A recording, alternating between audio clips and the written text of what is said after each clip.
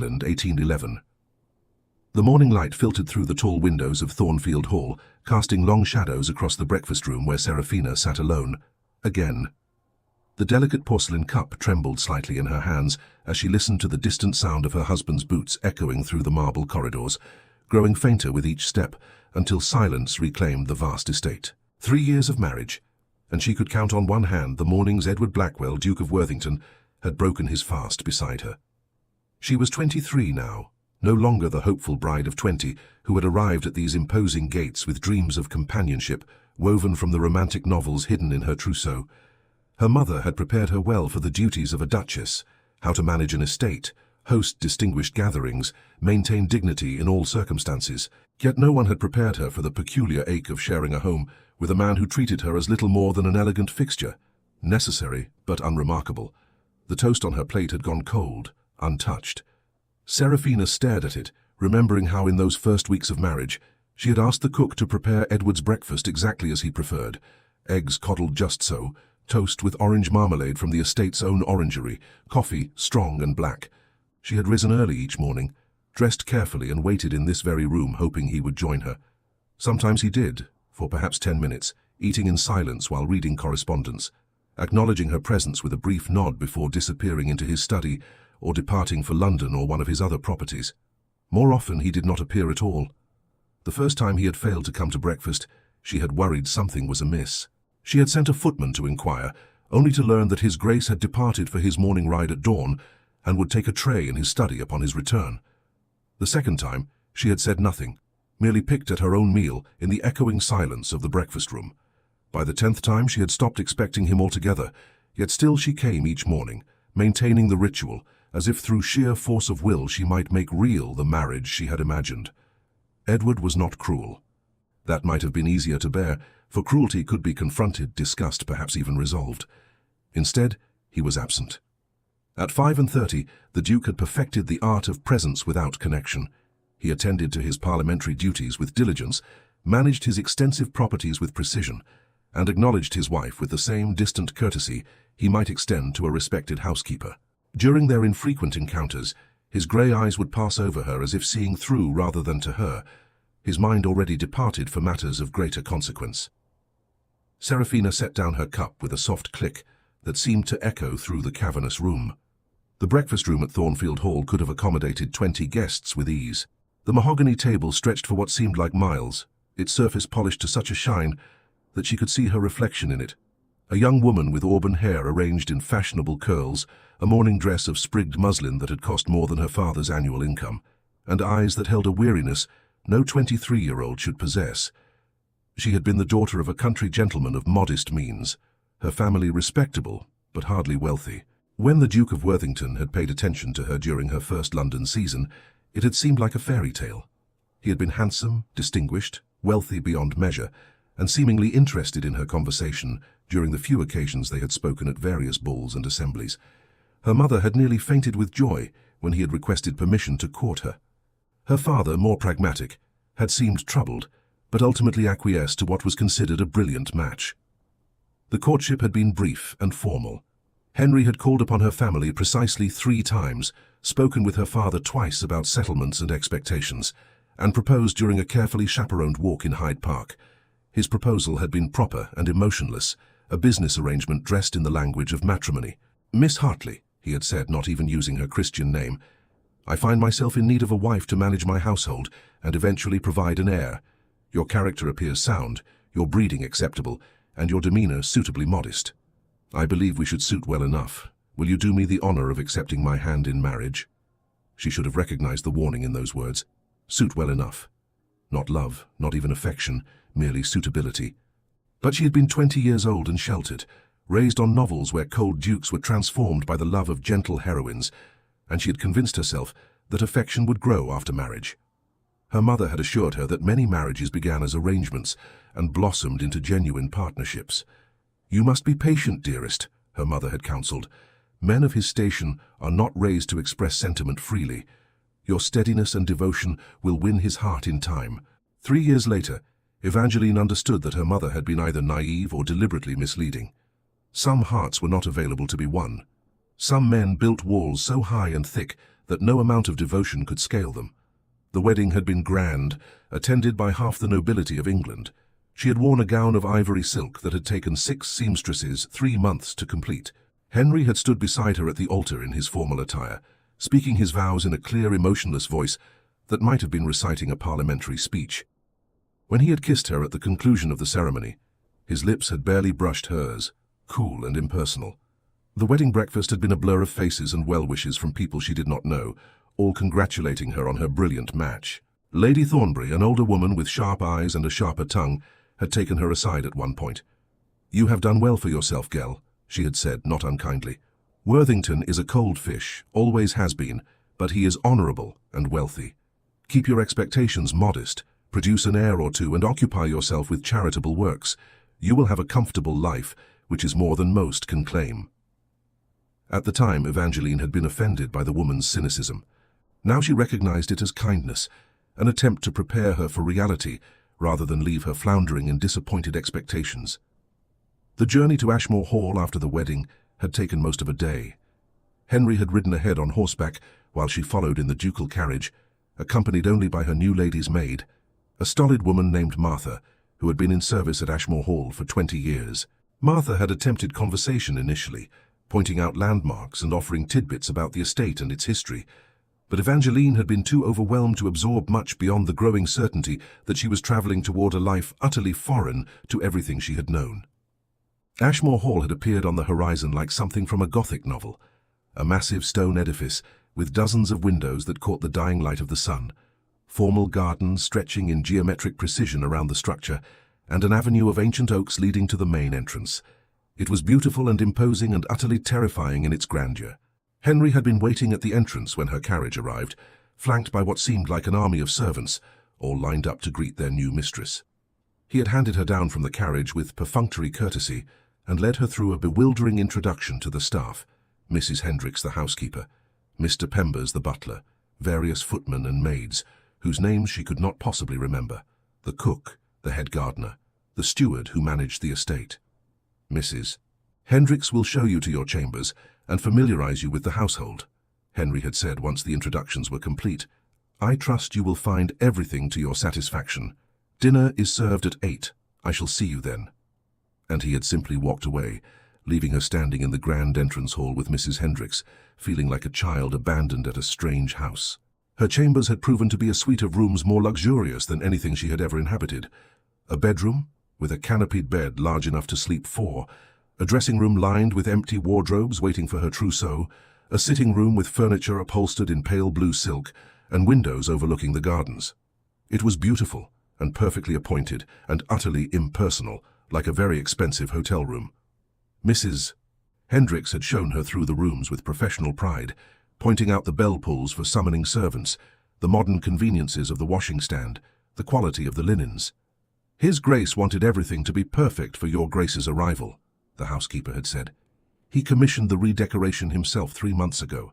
Evangeline had wanted to ask if Henry had chosen the colours himself, if he had thought about what she might like, but she had already suspected the answer. He had likely told the decorator to create suitable chambers for a duchess and left all decisions to professionals. The rooms were lovely but contained nothing personal, nothing that suggested they had been prepared for her specifically, rather than for whatever woman might have agreed to become the Duchess of Worthington. That first dinner had set the pattern for all that followed. Evangeline had dressed carefully in one of her new gowns, spending nearly an hour with Martha fussing over her hair and appearance. She had descended to the dining room promptly at 8, to find Henry already seated at the head of the absurdly long table, reading some document while he waited. He had stood when she entered, held her chair for her. She was seated to his right, close enough to converse, but far enough that intimacy was impossible, and then returned to his papers, while footmen served course after course of elaborate food. She had attempted conversation several times. "The estate is very beautiful. I should like to explore the gardens tomorrow if the weather holds." "Indeed. Mrs. Hendricks can arrange for a tour." "I noticed there is a pianoforte in the music room. Do you enjoy music, Your Grace?" "I have little time for such pursuits. Perhaps we might ride together some day. I enjoy riding, though I confess I am not an accomplished horsewoman. I ride very early, before most are awake. You need not feel obligated to join me." Each overture had been met with polite but definitive discouragement. By the time the final course was cleared, Evangeline had fallen silent, and Henry had seemed relieved. When the meal concluded, he had stood, bowed slightly, and informed her that he had work to attend to in his study. She had been left to find her own way back to her chambers. The nights were worst. Evangeline had been educated about marital duties by her mother in the vaguest terms possible.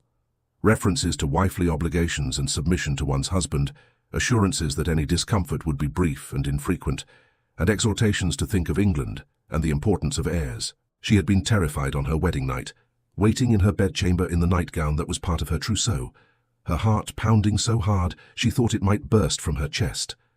Henry had knocked precisely at midnight and entered without waiting for her response. He had still been dressed, though he had removed his jacket and cravat. He had stood awkwardly near the door for a moment, seeming as uncomfortable as she felt. "I shall endeavor to make this as quick as possible," he had said, which was perhaps the least romantic statement ever uttered in a marriage bed. "I am told it may be uncomfortable the first time. I apologize in advance for any distress." What followed had been exactly as uncomfortable as promised and utterly devoid of any tenderness or passion. Henry had approached the act as if it were another duty to be discharged, like signing documents or meeting with his steward. He had been neither rough nor gentle, merely efficient. When it was over, he had withdrawn immediately, straightened his clothing, and departed with a brief, "Good night, madam." Evangeline had lain in the darkness afterward, tears sliding down her temples into her hair, wondering if this was truly all there was to marital intimacy. Surely the novels had exaggerated the romance of such encounters, but surely there should be something more than what she had just experienced. The pattern had repeated itself with dispiriting regularity for the first months of their marriage. Henry would appear in her chambers 2 or 3 times each week, perform his duty with mechanical precision, and leave. He never spent the night, never lingered, never kissed her except for one brief, perfunctory touch of lips at the start of each encounter.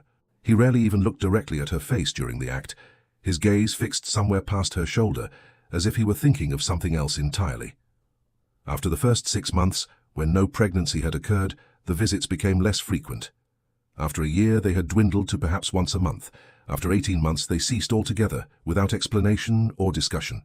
Henry simply stopped coming to her chambers, and Evangeline was left in her lonely bed, wondering if she had somehow failed in her duties, if her inability to conceive immediately had made her irrelevant to him, if she had done something wrong that she could not even identify.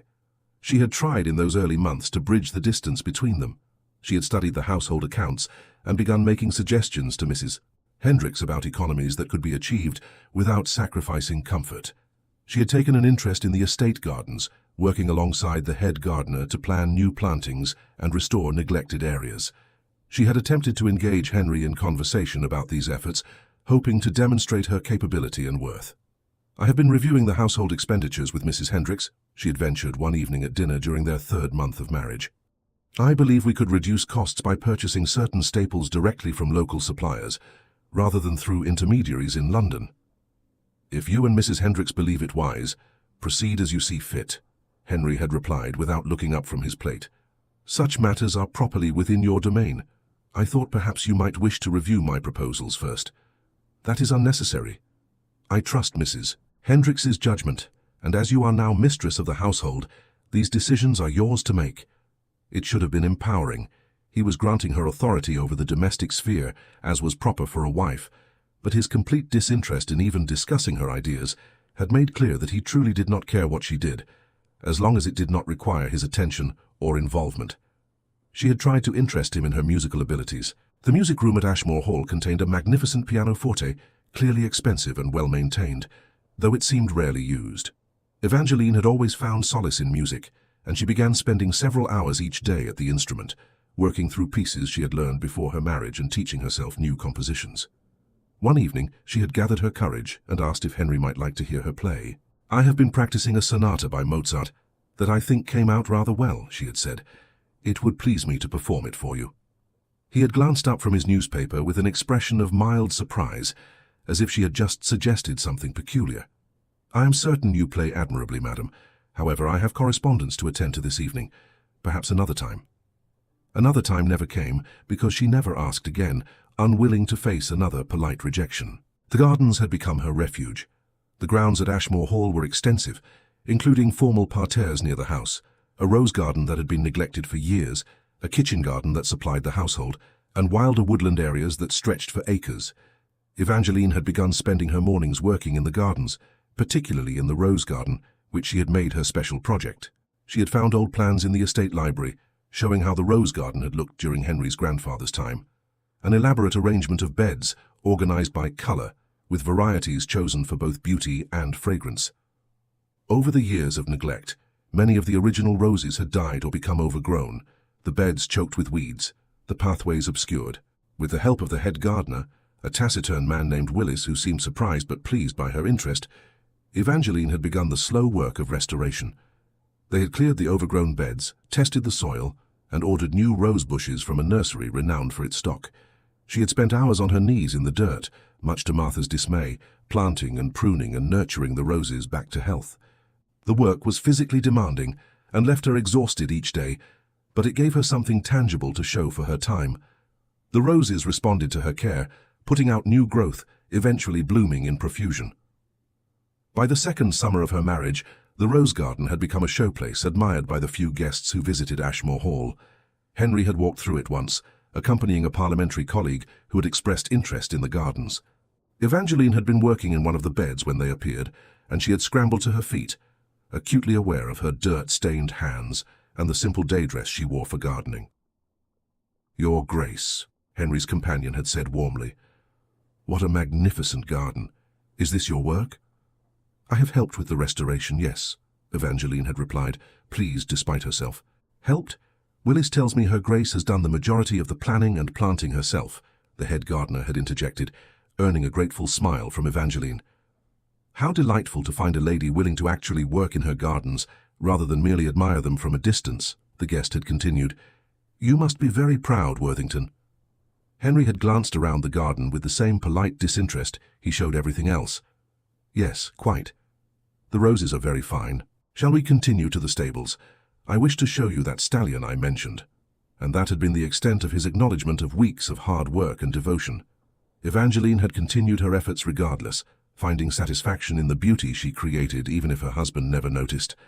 The gardens had become her statement to the world, proof that she existed, that she had impact, that she could create something lovely even in the midst of her lonely existence. The household staff had come to respect her, she realized. Mrs. Hendricks had begun consulting her regularly about household matters, and unlike Henry's dismissive delegation, the housekeeper's deference felt like genuine respect for Evangeline's judgment.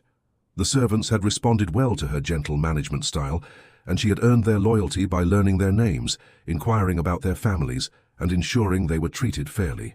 When one of the scullery maids had fallen ill with a fever, Evangeline had personally nursed her, sitting up through several nights to ensure the girl received proper care. The maid had recovered fully, and word had spread through the staff that Her Grace had a kind heart. After that, the servants' attitude toward her had warmed considerably, though she suspected they also pitied her, aware as they were of the distance between the Duke and Duchess. But the respect of servants, however gratifying, could not fill the gnawing emptiness at the center of her existence. She had everything material comfort could provide, and nothing that truly mattered. No companionship, no affection, no purpose beyond maintaining a household for a man who barely acknowledged her presence. The turning point had come gradually, so slowly she had not recognized it at first. She had stopped dressing carefully for dinner when it became clear Henry never looked at her anyway. She had stopped attempting conversation when every overture was rebuffed. She had stopped waiting hopefully for his knock on her chamber door in the evenings. She had simply stopped. For weeks, perhaps months, she had existed in a kind of numb acceptance. This was her life, and she would endure it as countless women before her had endured unsatisfying marriages. She would find meaning in her gardens, her music, her management of the household. She would perhaps eventually have children, though even that seemed increasingly unlikely, given Henry's complete abandonment of marital relations. She would grow old in this beautiful prison, and someday she would die, and her headstone would read Evangeline Ashmore, Duchess of Worthington, and no one would know that the woman behind those titles had been desperately, achingly lonely for her entire married life. But then something had shifted. Perhaps it was reading one too many novels where the heroine accepted mistreatment with saintly patience. Perhaps it was receiving a letter from her younger sister Anne, bubbling with excitement about her own upcoming wedding to a country vicar who clearly adored her. Perhaps it was simply that 3 years was long enough to hope for change that would never come. Evangeline had been sitting in the music room one afternoon, her hands idle on the pianoforte keys, when she had suddenly been struck by the absurdity of her situation. Here she sat in a grand estate, wearing expensive clothes, surrounded by beauty and luxury, and she was profoundly miserable. Not because of anything she lacked materially, but because she was living as a ghost in her own life. She was 23 years old. She could conceivably live another 40 or 50 years. Could she truly spend the next 4 or 5 decades in this state of suspended animation, waiting for a man who would never see her, never know her, never care? The answer, she had realized with sudden clarity, was no. She could not. She would not. But what were her options? She could not leave her marriage. Divorce was scandalous and nearly impossible to obtain, and even separation would ruin her reputation and likely that of her family. She had no fortune of her own, no means of supporting herself independently. She had been raised for exactly one purpose, to be a wife and mother. She had no training or skills that would allow her to earn her own living. Yet surely there had to be something between her current misery and the impossible dream of divorce. Some middle ground where she could preserve her dignity while acknowledging the reality of her situation. These thoughts had been percolating in her mind for weeks when Henry had returned from his latest trip to London. He had been away for more than 2 weeks this time, attending Parliament and attending to business matters. Evangeline had barely noticed his absence, which itself was telling. She was so accustomed to him being unavailable that his physical absence made little difference. He had arrived on a Tuesday afternoon, and she had been informed of his return by a footman. She had not gone to greet him, knowing from experience that he preferred to go directly to his study and would not welcome the interruption. Instead, she had continued with her afternoon routine, spending time in the rose garden deadheading spent blooms and checking for any sign of disease or pest damage. She had learned at dinner that evening that he was planning to depart again the next morning for one of his other properties, Thornfield Manor in Kent, where some matter required his personal attention. He had mentioned this casually between the fish course and the meat course, as if commenting on the weather. Something inside Evangeline had snapped at that moment, not loudly or dramatically, but with quiet finality. She had set down her fork with careful precision and looked directly at her husband, really looked at him for perhaps the first time in months. "Might I accompany you to Kent?" she had asked, her voice steady despite the hammering of her heart. Henry had glanced up from his plate, clearly surprised by the question. "To Thornfield? Whatever for?" "I have never seen the property. I thought it might be pleasant to become acquainted with all of your estates. It is not a particularly interesting journey, and I shall be occupied with business matters the entire time. You would find it very dull. Nevertheless, I should like to come." She had kept her voice level, reasonable. "I am your wife. Surely it is appropriate for me to visit your properties. Perhaps at another time. This visit is purely business and will not afford any opportunity for leisure. Then perhaps I might accompany you to London next time you go," she had persisted, feeling as if she were clinging to a cliff edge by her fingernails.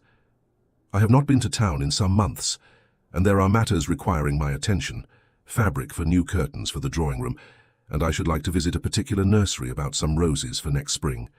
He had set down his wineglass with a soft clink that somehow sounded final. "The season has ended, madam. There would be little to occupy you." "I do not require the season to occupy me. I have practical matters to attend to, as I mentioned. Such things can be managed through correspondence and agents. It is not necessary for you to travel to London." "It may not be necessary, but I wish to go." She had heard the edge creeping into her voice, but could not seem to control it. "Surely my wishes have some bearing on the matter." Henry had given her a look of mild puzzlement, as if she were a usually well-behaved dog that had suddenly barked unexpectedly. "Your wishes are always taken into consideration. However, in this instance, it is simply not convenient. Perhaps in the spring, when the season opens again, we might go to London together if you desire it. Perhaps. If you desire." Always the vague future promises that would never materialize. "Not convenient," Evangeline had repeated, the words tasting bitter. "Tell me, husband, when has my presence ever been convenient to you? When has anything about me penetrated that fortress of indifference you have constructed around yourself?" The words had emerged more forcefully than she had intended, shocking her nearly as much as they clearly shocked Henry. A footman standing near the sideboard had gone very still, and she had been aware that this conversation was being conducted in front of servants, which was improper. She had not cared. Henry had straightened in his chair, his expression shifting from surprise to something harder. "Evangeline, you are overwrought." "I am overwrought." She had felt 3 years of suppressed frustration boiling up, unstoppable now that it had begun. I am lonely.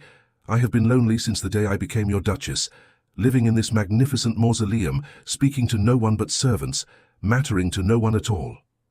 That is hardly fair. Is it not? When was the last time you spoke to me about anything of substance?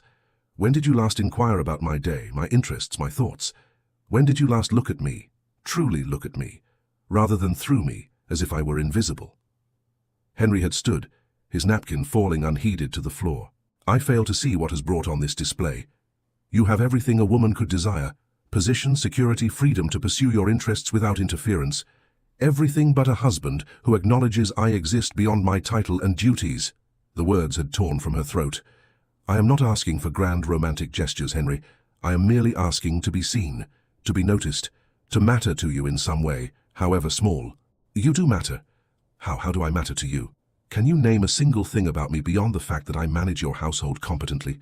Do you know my favorite color, my favorite flower, what music I prefer, what books I read?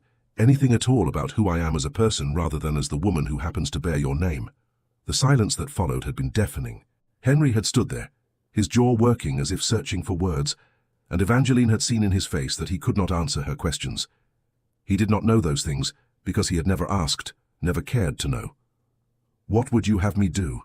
He had finally asked, and there had been something in his voice, not quite defensiveness but genuine confusion, as if she had just accused him of something incomprehensible. I have provided for you generously. I do not interfere with your pursuits or activities. I have given you respect and autonomy. What more can you possibly require? A husband, she had said simply, not a landlord or a banker or a distant benefactor. A husband, a partner, someone who sits beside me at breakfast sometimes because he wishes to spend time with me. Someone who notices when I have worked hard on something and offers a word of praise or encouragement. Someone who speaks to me as if I were a person of interest rather than a necessary inconvenience. Henry had shaken his head slowly, and she had seen in his expression something that looked almost like pity. You are describing a romantic fantasy, Evangeline. We are not characters in one of your novels. Our marriage is an arrangement, an entirely proper and reasonable arrangement that serves practical purposes. If you expected more than that, the fault lies in your unrealistic expectations, not in any failure on my part to fulfill my obligations. Those words, the dismissal of her needs as unrealistic expectations, the reduction of their marriage to an arrangement, the complete absence of any recognition that perhaps, just perhaps, he bore some responsibility for her unhappiness, had crystallized something inside her. You are right, she had said quietly, feeling suddenly calm as if a great weight had lifted from her shoulders. I did have unrealistic expectations. I expected that my husband might eventually come to care for me, or at least to see me as a human being rather than a function to be performed. That was foolish of me. Evangeline, I am going to my parents' estate in Derbyshire, she had announced, the decision forming even as she spoke the words. I find I am not well, and the country air may restore me. I shall send word when I am recovered. Henry's expression had shifted to something like alarm. You are unwell? Should I send for a physician? That will not be necessary. I simply need distance, time away from here. For how long? I do not know. And truly she had not. A week? A month? Forever? She had not allowed herself to think that far ahead. But what will people say? Your departure will cause talk. Of course that would be his concern. Not her well-being, but appearances. I shall write to several acquaintances mentioning that I have been feeling poorly and have gone to my family for rest and recuperation. A simple indisposition, nothing alarming. By the time anyone thinks to gossip, I shall either have returned or shall have been gone long enough that my absence seems ordinary. Henry had studied her face, and she had seen the moment when he calculated that arguing further would be both futile and unnecessary. If she wished to leave, why should he object? Her presence made little difference to him, one way or another. Very well. I shall have the traveling coach prepared for you. When do you wish to depart? Tomorrow morning. She had wanted to leave that instant, but propriety and practicality required some preparation. As you wish. He had bowed slightly, formally. I hope the visit with your family proves restorative. And that had been that. No plea for her to stay, no expression of concern beyond the superficial, no attempt to discuss what had just transpired between them. He had simply accepted her departure as he accepted everything else, with cool, distant courtesy. Evangeline had risen from the table, aware that she was abandoning her meal half-eaten, aware that the servants would gossip, aware that everything about this situation was irregular. She had not cared. She had walked from the dining room with her head high, climbed the stairs to her chambers, and rung for Martha. "We are going to Derbyshire," she had announced. "Tomorrow morning. Please begin packing." Martha, who had served her long enough to read her moods, had taken one look at her face and asked no questions. "Yes, Your Grace. Shall I pack for an extended stay?" "Yes." How extended, Evangeline had not known, but better to be prepared. That night, alone in her bed for what she had known might be the last time in these particular chambers, Evangeline had lain awake staring at the canopy overhead. She had felt no regret for the confrontation with Henry, though she perhaps should have. Ladies did not raise their voices or challenge their husbands. Ladies certainly did not abandon their homes and duties because they were lonely. But she had spent 3 years being a proper lady. And where had it gotten her? Nowhere. She was no closer to having a real marriage than she had been on her wedding day. If anything, the distance between her and Henry had only widened as they each retreated further into their separate existences. Perhaps her departure would shock him into some recognition of what he had lost. Or perhaps, more likely, he would simply continue his life exactly as before, barely noting her absence, except when some household matter required the mistress's attention. Either way, she needed to leave. She needed to go somewhere she was actually wanted, where her presence mattered, where she was more than a title and a function. She needed to remember who Evangeline Hartley had been before she became the invisible Duchess of Worthington. The next morning had dawned grey and drizzling, which had seemed fitting. Evangeline had dressed in travelling clothes, taken one last walk through her gardens. The roses were beginning to fade with the approach of autumn, their blooms growing sparse, and climbed into the travelling coach. Henry had been nowhere to be seen. She had learned from Mrs. Hendricks that he had departed at dawn for his morning ride, and was not expected to return until she would be well on her way. Whether this absence was deliberate or coincidental, she did not know, and tried not to care.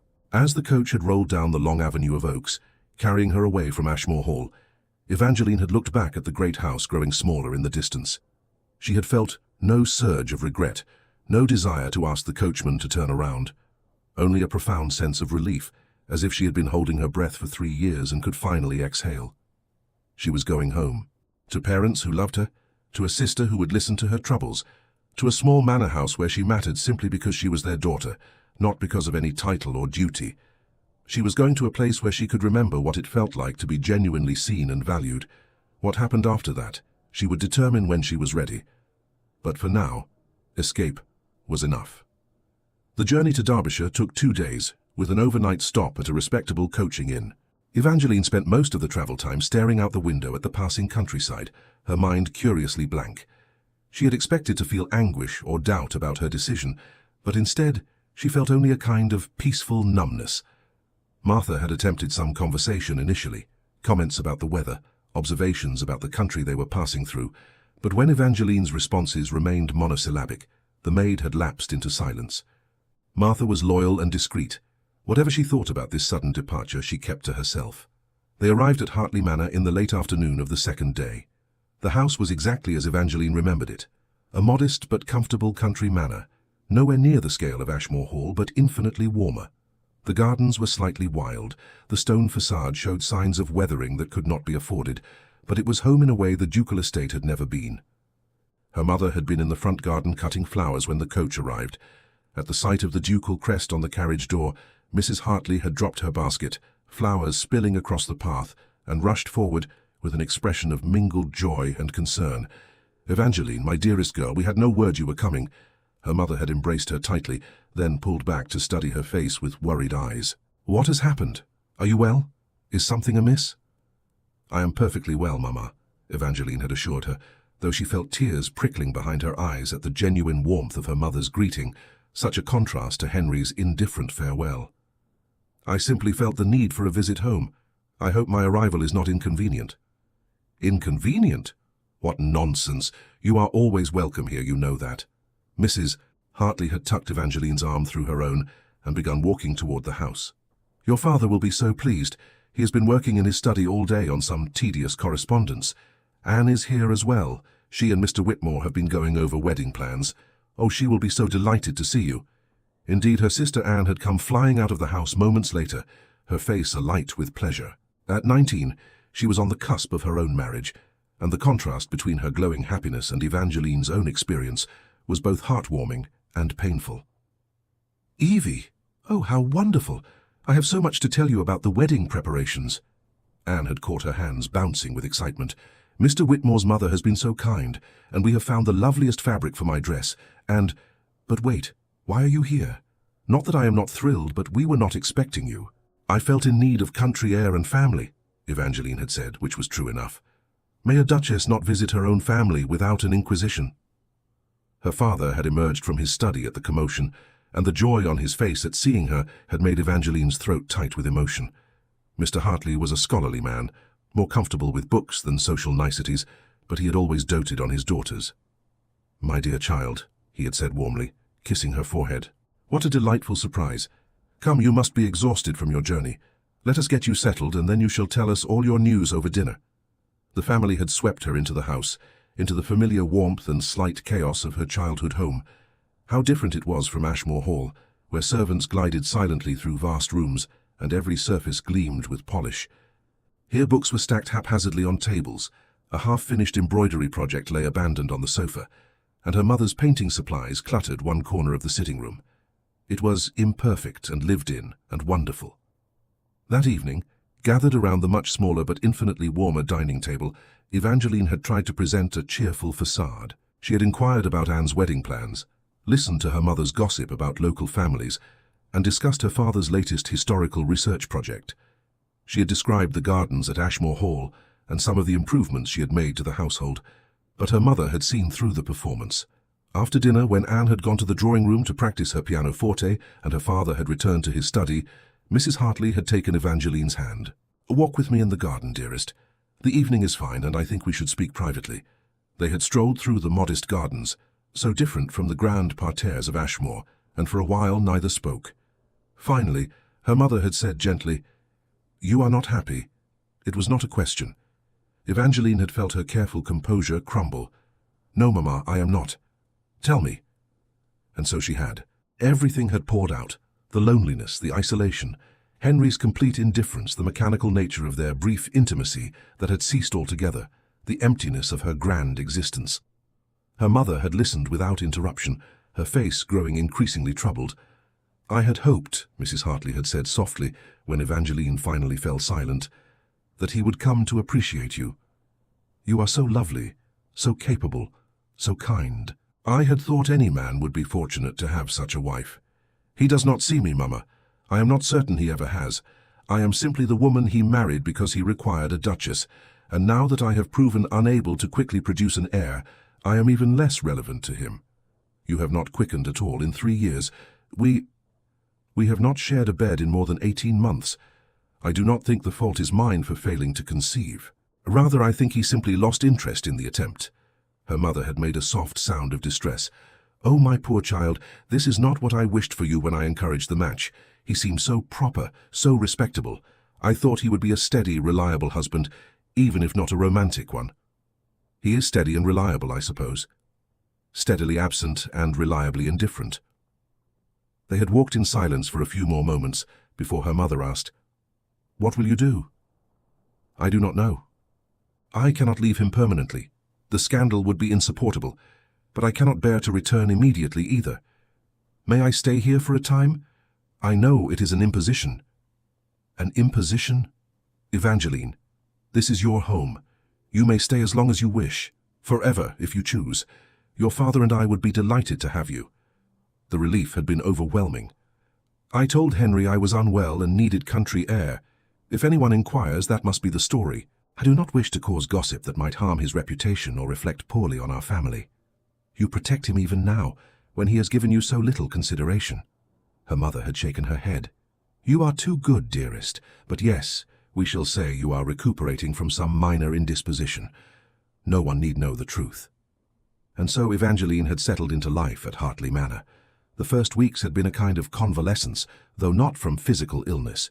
She had spent her days in simple pursuits, helping her mother in the garden, walking in the countryside, reading in the library, playing the pianoforte without worrying whether anyone heard or cared. She had helped Anne with wedding preparations, offering advice on household management, and listening to her sister's excited chatter about her future with Mr. Whitmore, who was clearly devoted to his intended bride. Watching Anne and Mr. Whitmore together had been bittersweet. The young vicar looked at Anne as if she were the sun itself, and Anne bloomed under his regard. They held hands when they thought no one was watching, exchanged meaningful glances across rooms, finished each other's sentences. It was what Evangeline had dreamed her own marriage might become, and seeing it made her heart ache with a mixture of happiness for her sister and grief for her own lost hopes. "You truly love him," Evangeline had observed one afternoon when she and Anne were alone, ostensibly sorting through linens for Anne's trousseau. Anne had coloured prettily. "Is it so obvious?" "Wonderfully so, and he clearly adores you in return." "I'm so fortunate, Evie. I know he is not wealthy or titled, but I do not care. He is kind and good and makes me laugh, and I would rather be a country vicar's wife and happy than a duchess and—" Anne had stopped abruptly, her eyes widening with horror.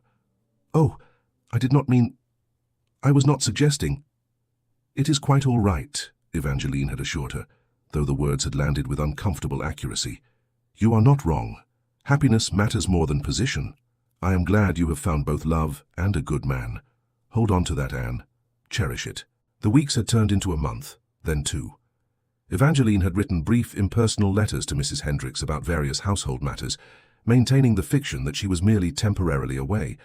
She had received equally brief responses from the housekeeper, assuring her that all was well at Ashmore Hall, and that His Grace was in good health when he was in residence, which apparently was not often.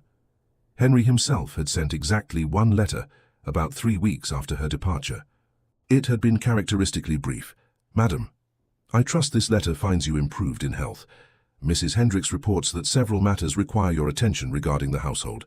When you have recovered sufficiently to return, please send word so that appropriate arrangements may be made for your journey. I remain, etc. Worthington. Not your husband, not even Henry. Just his title, formal and distant." He had not asked what ailed her, had not expressed concern for her well-being beyond the perfunctory opening line, had not suggested that he missed her presence in any way. The letter had made clear that her absence was noted primarily as an inconvenience to household management. Evangeline had not replied. What would she say? "I am not physically ill, merely exhausted from loving a man who does not see me." Such sentiments could hardly be committed to paper, where servants might read them. As autumn deepened into early winter, Evangeline had begun to achieve a kind of peace. The constant ache of loneliness had eased, replaced by the comfort of being among people who genuinely cared for her. She had helped with Anne's wedding preparations, which took place in late November in the village church. It had been a simple ceremony but filled with joy, and Evangeline had cried happy tears as she watched her sister pledge her life to a man who so obviously treasured her. After the wedding, with Anne departed for her new home in the neighbouring county, Evangeline had settled more permanently into life at Hartley Manor. She had begun teaching music to several local children, finding satisfaction in their progress. She had helped her mother with charitable work in the village, visiting the sick and distributing supplies to families in need. She had spent evenings reading aloud to her father, or discussing literature and history with him. It was a quiet life, modest compared to the grandeur of Ashmore Hall, but it was a life where she mattered, where her presence made a difference, where she was seen and valued simply for being herself. She tried not to think too much about Henry or her suspended existence as his wife. Sometimes at night, alone in her childhood bedroom, she would wonder if he ever thought of her, if her absence had made any impression whatsoever on his well-ordered life. Probably not, she concluded. He likely appreciated the reduction in household complexity her departure represented. The thought should have made her angry, but instead she felt only a dull sadness. What a waste it all was. A marriage that could have been a partnership, reduced to a legal formality because one party refused to engage emotionally, and the other had finally exhausted her capacity to keep trying. As winter set in and Christmas approached, Evangeline helped her mother prepare for the holiday. It would be a simple celebration, just the three of them now that Anne had her own household to manage. They decorated with greenery from the estate, and Evangeline made gifts with her own hands, embroidered handkerchiefs for her father, a new collar for her mother's favourite day dress. She tried not to think about Christmas at Ashmore Hall, wondering if Henry would even notice the holiday, or if it would pass unremarked in that great silent house. At Ashmore Hall, Henry Ashmore was discovering that a house could be too quiet. The realization had come gradually, so slowly he had not immediately recognized it. The first week after Evangeline's departure, he had barely registered her absence. He had been occupied with business matters, Parliament was in session, and his days had been full of the usual demands on his time and attention. The second week, he had noticed small inconveniences. Meals were less predictable. Mrs. Hendricks kept asking him what he preferred for dinner, questions that had apparently been directed to the Duchess previously. He had found himself uncertain how to answer. Did he have preferences? Evangeline had always ensured the menus suited his tastes, though he could not recall ever discussing those tastes with her. The third week he had returned to Ashmore from London to find the house subtly different. Nothing dramatic, just small things. The flowers in the entrance hall were wilting, no one having thought to replace them. The music room door stood open, the pianoforte silent and somehow accusatory in its muteness. The gardens visible from his study window looked neglected, though the staff maintained them adequately enough. It was simply that no one was directing the work with Evangeline's passionate attention to detail. He had walked through the rose garden one morning, his boots crunching on the gravel paths. Many of the bushes were being prepared for winter, but he could see that the work lacked the careful touch Evangeline had brought to the space. Roses that she would have wrapped protectively for the cold season were left exposed. Beds that she would have mulched stood bare. Willis, the head gardener, had approached him hesitantly. "Begging your Grace's pardon, but I wondered if you might know when her Grace plans to return. There are decisions to be made about the spring plantings, and she typically likes to plan the new arrangements herself." "I do not know when the Duchess will return," Henry had replied, hearing the stiffness in his own voice. "Make whatever decisions you deem appropriate." Willis had looked distressed. "The thing is, Your Grace, I don't rightly know what her Grace would want. She has particular ideas about color combinations and bloom times and such. I'd hate to order plants she wouldn't care for." Henry had realized he had no idea what to tell the man. What were Evangeline's preferences for the gardens she had poured such effort into? He did not know. He had never asked, never paid attention beyond the vaguest awareness that the grounds looked well maintained. "Do your best," he had said finally, inadequately. "I am certain whatever you choose will be satisfactory." But Willis had not looked reassured, and Henry had walked away feeling oddly unsettled. The fourth week, Henry had found himself standing in the breakfast room at an hour when he would normally have been in his study or out riding. The room was empty, the table set for one. How many mornings had Evangeline sat here alone, waiting for him to join her? How many times had he dismissed the opportunity to share her company because he had deemed his own activities more important? He sat in his usual chair and picked up the newspaper a footman had left for him. The eggs and toast arrived, prepared exactly as he liked them. How had the cook known his preferences when he had never communicated them directly? Evangeline, of course. Somehow she had learned what he liked and had seen to it that he was served accordingly. When had she done that? In those early weeks of their marriage, probably, when she had still been trying to bridge the distance between them, when she had still believed their marriage might become something real. Henry had set down his fork, his appetite suddenly gone. He had sat in that silent room, the newspaper unread before him, and felt something he could not quite name. Discomfort, regret, some combination of emotions he had spent his entire adult life avoiding. The fifth week, he had not been able to sleep.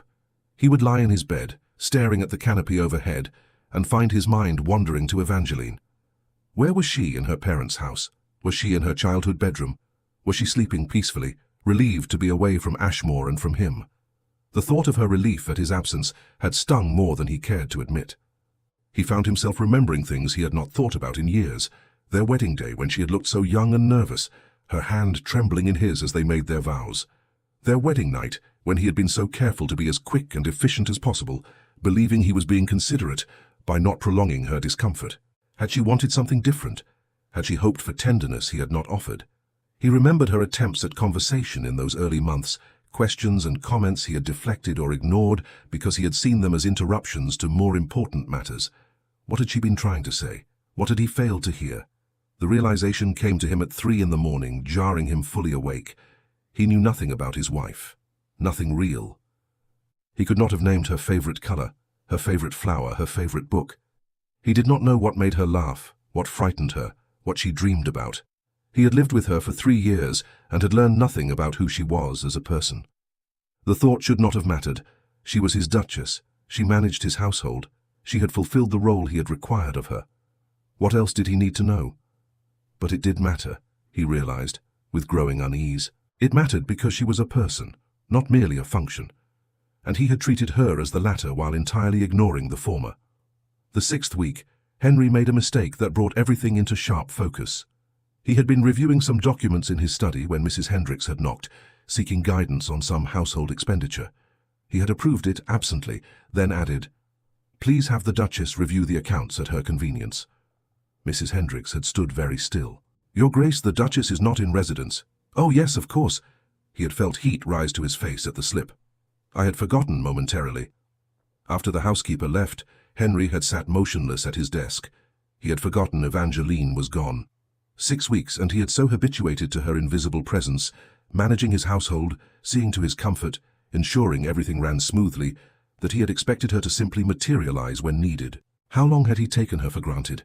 How thoroughly had he relegated her to the background of his existence? The 7th week, he began noticing more absences.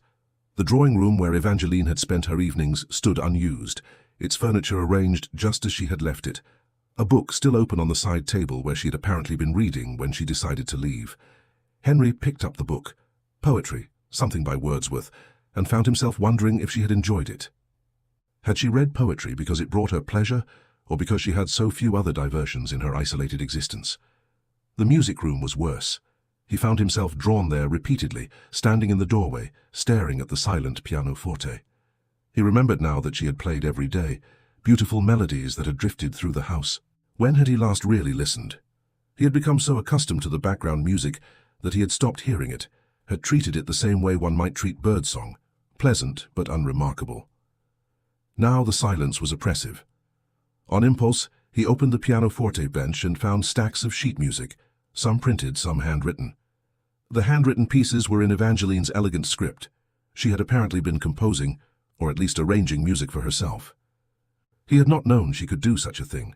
Another aspect of his wife he had never bothered to discover. The 8th week brought the first snow, and Henry stood at his study window watching it fall. The gardens were blanketed in white, beautiful but lifeless. Evangeline would have loved this, he thought suddenly. She would have gone walking in it despite the cold, her cheeks flushed pink, her eyes bright with pleasure at the transformation of her beloved grounds. How did he know that? He had never walked in the snow with her, yet somehow he did know it, from some observation he had made and forgotten, some glimpse of her pleasure in simple things that had registered despite his determined obliviousness. The realization that he had noticed her, more than he had consciously acknowledged, was unsettling. Some part of him had been paying attention, even as he convinced himself she required none of his regard. Some part of him had registered her presence, her personality, her essence, and had stored away details he had thought himself too busy to learn. Which meant some part of him had cared, even while the rest of him had been determined not to. The 9th week, Henry caught himself doing something absurd. He was planning what he would say to Evangeline when she returned. He would tell her, what? That he had noticed her absence, that the house felt empty without her, that he had perhaps made errors in judgment regarding their marriage. But she was not returning. The weeks had turned into months, and there had been no word beyond her brief impersonal letters to Mrs. Hendricks. She had not written to him at all since that first week, and his single letter to her had gone unanswered. The possibility that she might not return at all began to take root in his mind. What if she simply stayed in Derbyshire indefinitely? What could he do, demand she come back, on what grounds? He was her husband, yes, but he had given her so little reason to wish to be his wife that any insistence on her return would be both cruel and absurd. The thought of her never returning caused something uncomfortably like panic to flutter in his chest. The 10th week, Henry stopped eating properly. Food held no appeal. He would sit at that long dining table, too large for one person, absurdly so, and pick at whatever had been prepared, unable to muster any interest in sustenance. His valet began expressing concern about his weight loss. Mrs. Hendricks made pointed comments about how his Grace needed to maintain his strength. He did not care. The 11th week, he began sleeping even less than before, sometimes not at all. He would walk through the house at odd hours, a ghost in his own home, drifting from room to room as if searching for something. He did not know what he was looking for, until one night he found himself standing outside Evangeline's chambers. The door was locked. She had apparently taken that precaution before leaving, but he stood there anyway, his hand resting on the handle, wondering what lay beyond. When had he last crossed that threshold? 2 years ago? 3? After those first awkward months of attempting to fulfill his martial duty, he had stopped visiting her bedroom entirely, and she had certainly never been invited to his. Another failure on his list of many. The 12th week brought Christmas, which Henry ignored entirely. Mrs. Hendricks made some attempts at decorations and special meals, but he waved them away. What was the point? He was alone in this massive house, alone by his own design, by his own determination to keep everyone, especially his wife, at a careful distance. Well, he had succeeded. He was completely, utterly alone. The thought offered no satisfaction whatsoever. The 13th week something broke inside him. He was sitting in his study, attempting to work on correspondence, when he realized he had been staring at the same letter for 20 minutes without comprehending a single word. His eyes would not focus. His hands trembled slightly. From fatigue, he told himself, though he knew it was more than that. He felt ill, not with fever or physical ailment, but with something deeper. A sickness of the soul, perhaps, a profound wrongness that emanated from his very core. He missed her. The admission, even unspoken in the privacy of his own mind, was staggering. He missed Evangeline. He missed the sight of her at breakfast, even though he had so rarely joined her. He missed the sound of her music, even though he had never acknowledged how much he enjoyed it. He missed glimpsing her in the gardens, the way she moved among her flowers with such obvious pleasure. He missed her quiet presence in the evenings, knowing she was somewhere in the house, even if he did not seek her out. He missed the woman he had never allowed himself to know, and the loss was devastating. Because it was not merely that she was absent from Ashmore, it was that she was absent from his life, and had been, he realized with sickening clarity, from the very beginning. He had married her and then systematically prevented her from being truly present in his existence. He had pushed her away, ignored her, dismissed her, until she had finally done the only rational thing and left. And now he was paying the price for his coldness. Now he was discovering, too late, that he had had something precious and had discarded it through sheer emotional cowardice. The 14th week, Henry began his decline in earnest.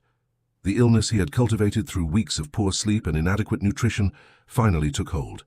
He developed a fever, a cough that would not subside.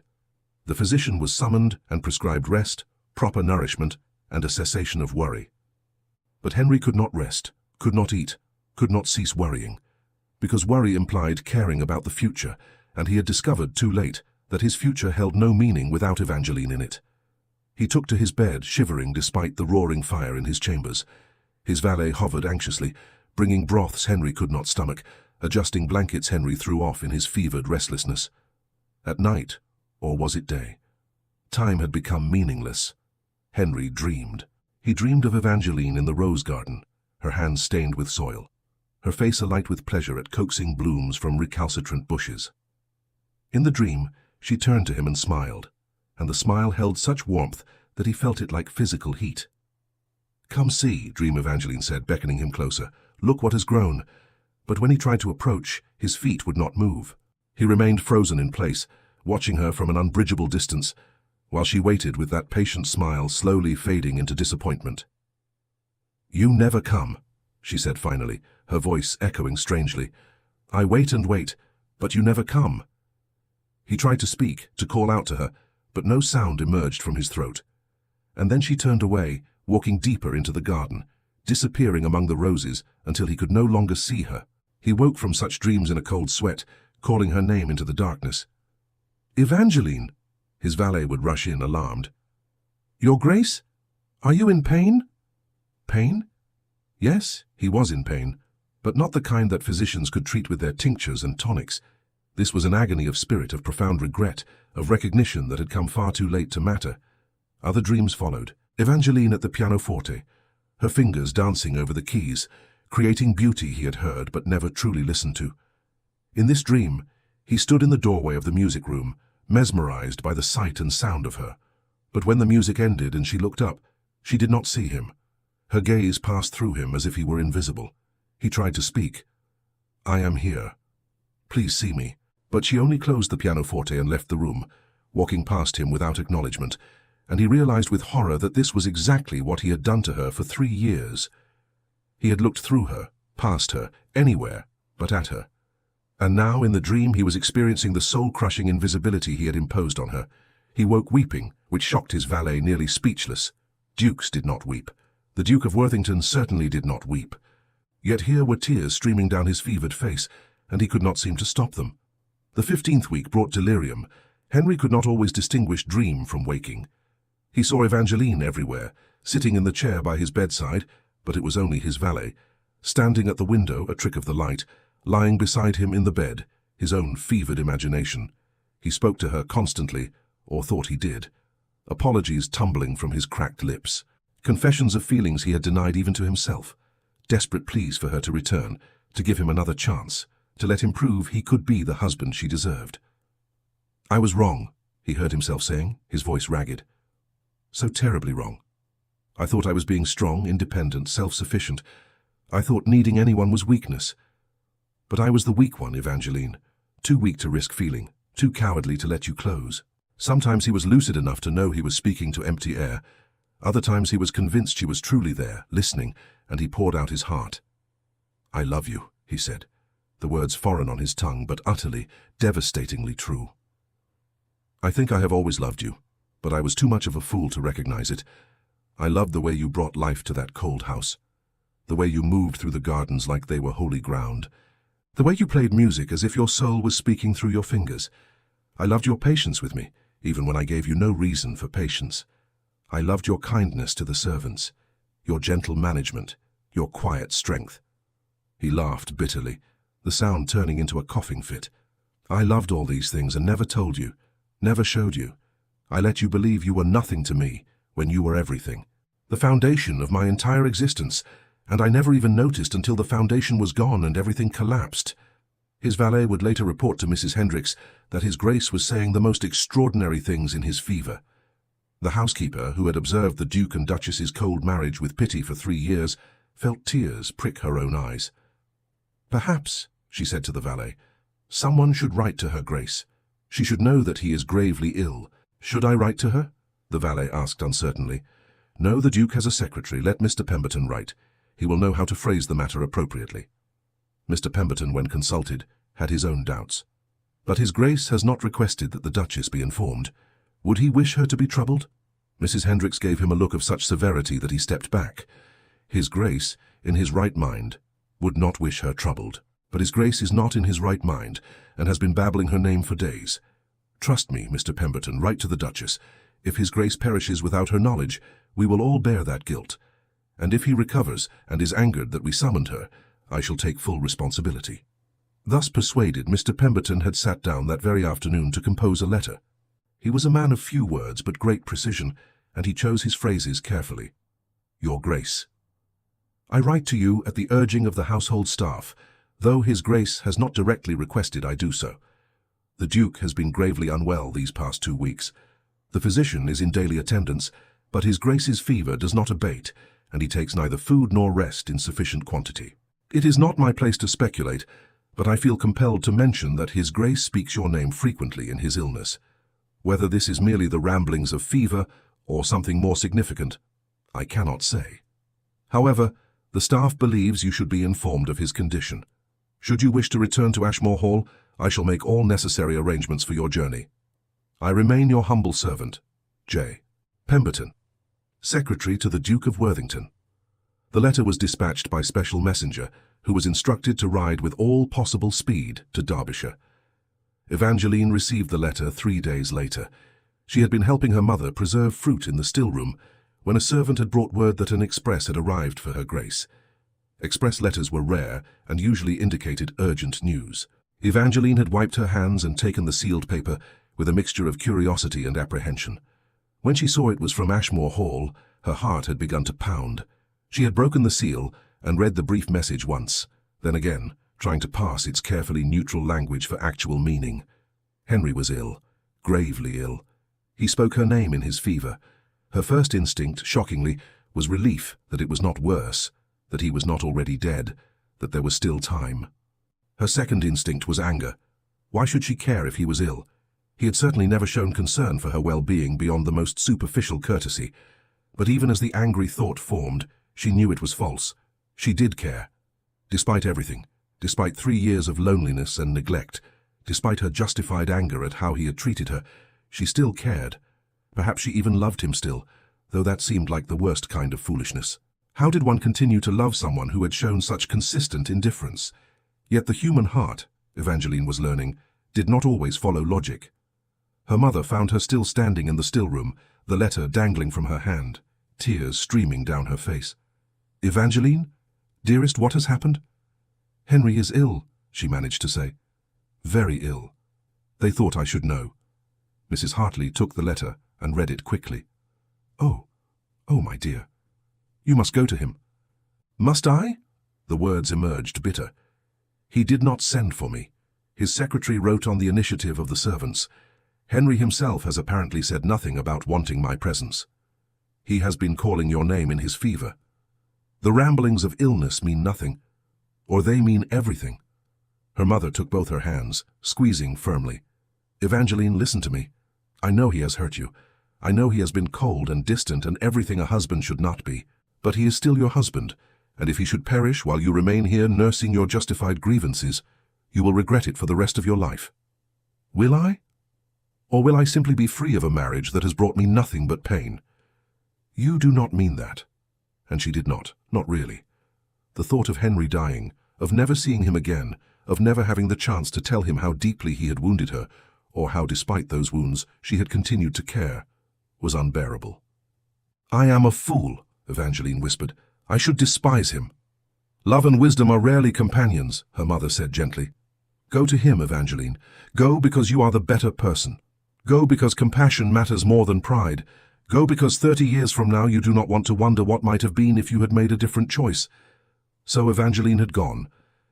The journey back to Ashmore Hall was made in haste, with only Martha accompanying her. They travelled through rain and cold, changing horses frequently, pushing the pace as much as possible. Evangeline spent the long hours in the coach, alternating between worry for Henry's condition and rehearsing what she would say to him if, when, he recovered. Would she berate him for his neglect, demand changes in their marriage, or would she simply care for him in his illness and then make decisions about their future once he was well?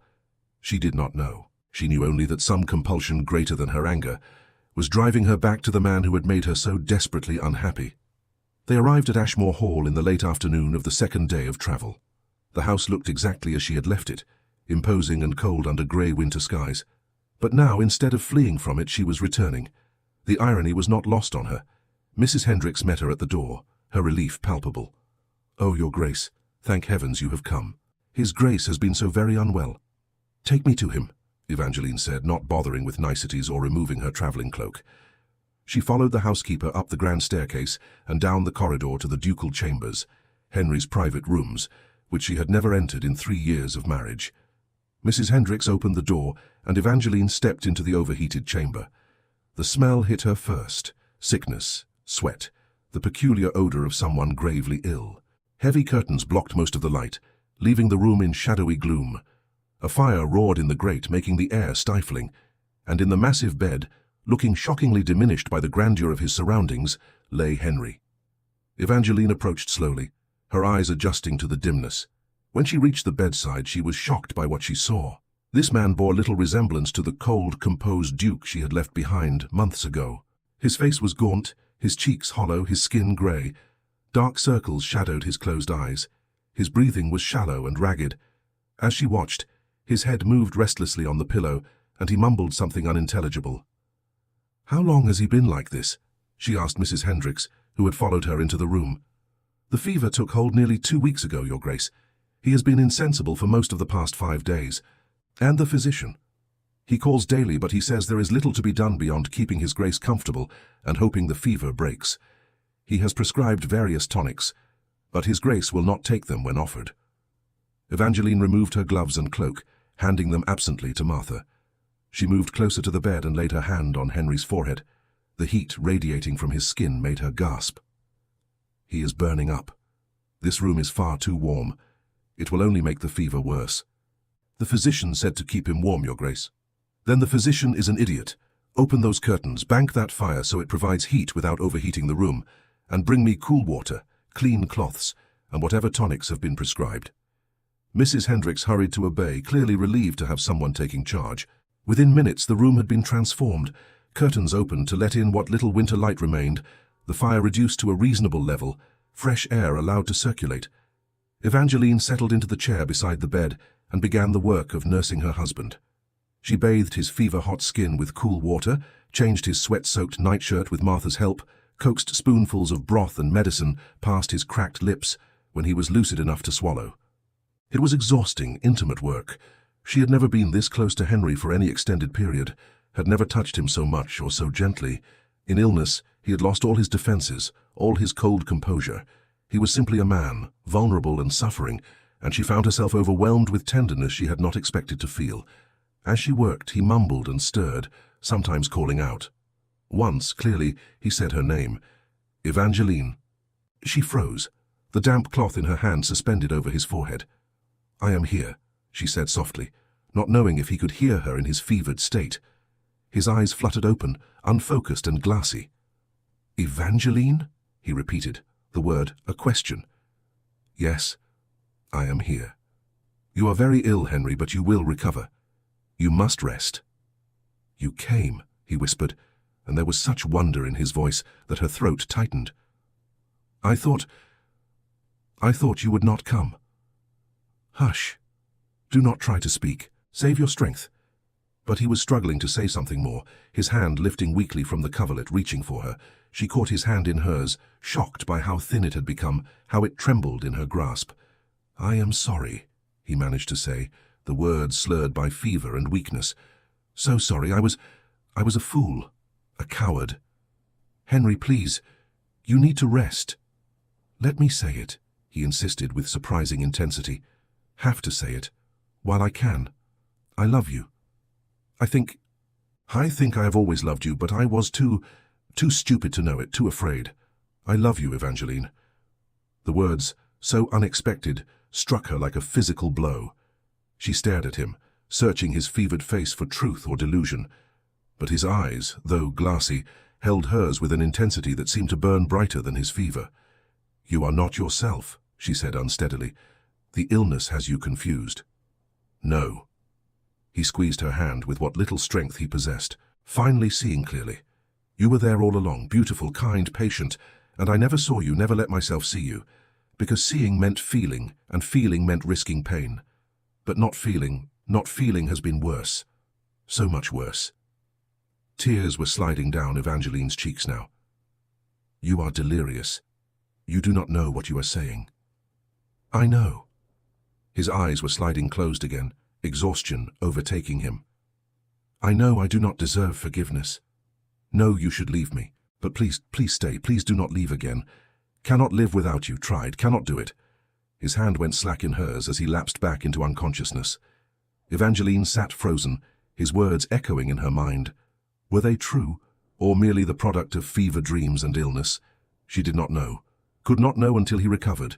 If he recovered. But she knew one thing with certainty. She would stay. She would stay and nurse him back to health, and then they would see. They would see if the man who emerged from this illness was truly capable of the change his fevered words promised, or if they were merely empty longings that would evaporate with the fever itself. She settled in for the long night ahead, her hand still holding his, her heart full of fear and hope in equal measure. The next days passed in a blur of exhausting routine. Evangeline rarely left Henry's bedside, sleeping only in snatches in the uncomfortable chair, eating the meals Martha forced upon her, devoting all her energy to fighting for her husband's life. Because that was what it had become, a fight. The fever raged, sometimes spiking so high that she feared his brain would boil. She applied cool compresses constantly, changed his bedding multiple times a day, forced fluids past his lips, drop by drop, when he was too insensible to swallow properly. The physician came and went, looking increasingly concerned. "The fever should have broken by now," he said on the 4th day of Evangeline's vigil. "I do not understand what is keeping it elevated." Evangeline thought she understood. Henry's illness was not merely physical. It was a manifestation of the sickness of spirit he had cultivated through months of misery and self-neglect. His body was failing because his will to live had diminished. He had in effect begun dying of loneliness and regret before the fever had even taken hold. "He needs a reason to fight," she said to the physician. "He needs to want to live." The doctor had given her a strange look but said nothing. What could he say? That the best medicine was love. That seemed far outside his medical expertise, so Evangeline provided that reason herself. She talked to Henry constantly, whether he could hear her or not. She told him about the gardens and what needed to be done in the spring. She described the household matters awaiting his attention. She read to him from books in his library, history and philosophy, subjects she guessed he enjoyed, though she had never actually discussed his reading preferences with him. And sometimes late at night, when no servants were present, she spoke more personally. "You must recover, Henry," she whispered, her hand clasped around his. "You must get well because we have so much yet unresolved between us. You have said things I need you to explain when you are coherent, and I have things to say to you as well." She found herself recounting stories from their marriage, moments she had thought forgotten or insignificant. "Do you remember the first Christmas after we wed?" she asked his still form. "I had decorated the house with greenery, and I was so proud of how it looked. You walked through on your way to your study, and you paused, just for a moment in the entrance hall. You looked around, and I thought you were going to comment, to notice all the work I had put into making the house festive. But then you simply continued on your way without a word." She laughed softly, sadly. "I cried in my room afterward. Martha thought I was being foolish, weeping over such a small thing. But it was not small, was it? It was one more confirmation that I was invisible to you." She fell silent, then added, "Yet you had paused, I realize that now. You had noticed, even if you did not comment. That was something, I suppose. A small something, but more than nothing." The days blended together. Evangeline lost track of time, measuring hours only by the slight variations in Henry's condition. Was he slightly cooler? Did he rest more peacefully? Or was the fever climbing again, requiring renewed efforts with the cooling cloths? Mrs. Hendricks and Martha tried to convince her to rest properly, to take a real sleep in her own bed, but Evangeline refused. She would not leave him. Some superstitious part of her believed that her presence was the tether keeping him alive, and if she left, even for a few hours, he might slip away. On what she later calculated was the 6th day of her vigil, something changed. She had fallen into a light doze in her chair when a sound woke her. She jerked upright, instantly alert, and looked at the bed. Henry's eyes were open, truly open, not the glassy half-awareness of fever. His gaze was fixed on her face with an expression of such intensity that her breath caught. "Evangeline," he said, and his voice, though weak, was clear and rational. "You are really here." "Yes," she managed, hardly daring to believe. "Your fever. Let me check." She pressed her hand to his forehead and nearly sobbed with relief. Still warm but dramatically cooler than it had been. The fever had broken. "How long?" he asked. "How long have I been ill?" "Nearly 3 weeks total. I have been here for 6 days." He closed his eyes briefly, processing this information. When he opened them again, they glistened with moisture. "You came even after everything, you came." "I am your wife," she said, which was answer and non-answer in one. "The wife I treated abominably," he whispered. "The wife I drove away through my own cold-hearted foolishness. Yet you came when I was dying. You are not dying, not anymore. The fever has broken. You will recover now." "Will I?" His gaze held hers. "Or have I broken something that cannot be repaired?" Evangeline did not know how to answer that. She stood, putting physical distance between them. "You need rest, real rest, now that the fever has passed. And food, proper food, to restore your strength. I shall have Mrs. Hendricks send up some broth." She made for the door, needing escape from those penetrating eyes, from the vulnerability in his expression, from the confusion of her own roiling emotions. "Evangeline," his voice stopped her at the door. "Please, before you go, I need to know. Did I truly say the things I believe I said, or was it all fever dreams?" She turned back slowly. "What do you believe you said?" "That I love you, that I have been a fool, that I cannot live without you." He watched her face intently. "Did I say those things?" "You did." "And did I mean them, do you think? Or was I merely delirious?" She met his gaze steadily. "That, Your Grace, is what you must determine when you have fully recovered. Fever may loosen one's tongue, but only clarity of mind can confirm truth of heart." And with that she left the room, leaving him to contemplate her words. Henry's recovery, once begun, proceeded steadily. Within a week he was sitting up in bed, taking solid food, regaining some color in his face. Within 2 weeks he was out of bed, though still weak and easily fatigued. Throughout this time, Evangeline remained at Ashmore but carefully maintained distance. She oversaw his care, consulted with the physician, ensured he followed all prescribed treatments, but she did not sit with him for extended periods, did not engage him in personal conversation, did not give him opportunity to expand on those fevered confessions. She needed time. Time to think, to feel, to decide what she wanted from this marriage, and from this man who claimed in his illness to have finally seen her. Henry, for his part, seemed content to allow her this space, though she sometimes caught him watching her with an expression of such longing that it made her chest ache. He was unfailingly courteous, thanked her for her care, made no demands on her time or attention beyond what his recovery required. It was so unlike the old Henry that she hardly knew what to make of it. 3 weeks after his fever broke, Henry was well enough to leave his chambers. Evangeline was in the drawing room attempting to return to some semblance of normal routine when he appeared in the doorway. He looked thinner than she remembered, his frame diminished by his illness, but he was dressed properly and stood without visible assistance. His grey eyes sought hers across the room. "Might I join you?" he asked, his voice holding a diffidence she had never heard from him before. "It is your house, Your Grace. You need not ask permission to enter any room." "Perhaps not, but I am asking nonetheless." She gestured to a chair near hers, and he crossed the room, lowering himself carefully onto the seat as if still uncertain of his strength. For a moment they sat in silence. Then Henry spoke. "I owe you an apology, many apologies in fact, but I am not certain words exist to adequately express my regret for how I have treated you these past 3 years. Evangeline set aside the embroidery she had been pretending to work on. "An apology is a beginning, I suppose." "Only a beginning, yes, and insufficient even for that." He leaned forward, his elbows on his knees, his hands clasped. "I have spent the weeks of my recovery thinking, examining my behavior, my choices, my wholesale failure as a husband. And what conclusions have you reached? That I have been every kind of fool. That I took a precious gift, your presence, your devotion, your patience, and treated it with incomprehensible disregard. That I was raised by a cold father to believe emotion was weakness, and I embraced that teaching so thoroughly that I nearly destroyed any chance at genuine happiness." He paused, seeming to gather his thoughts. "My father married my mother for her connections and dowry. They lived separate lives, maintained separate chambers, interacted only when social necessity demanded. I observed this as a child and concluded that this was how marriages functioned, that expectations beyond practical partnership were foolish and weak." "So you repeated your father's mistakes," Evangeline said quietly. "I did, without ever questioning whether there might be another way.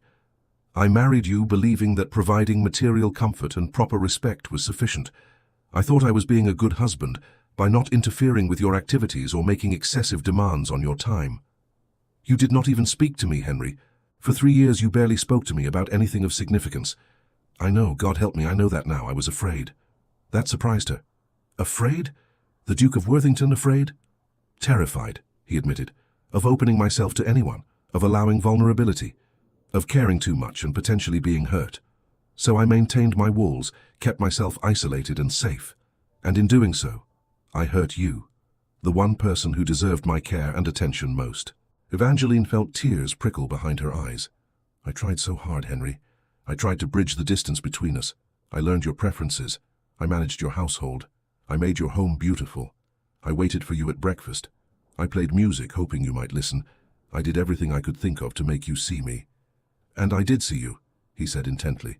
"That is what I have realized. Some part of me was always aware of you, always noticing even when I pretended not to. I knew your music brought life to the house.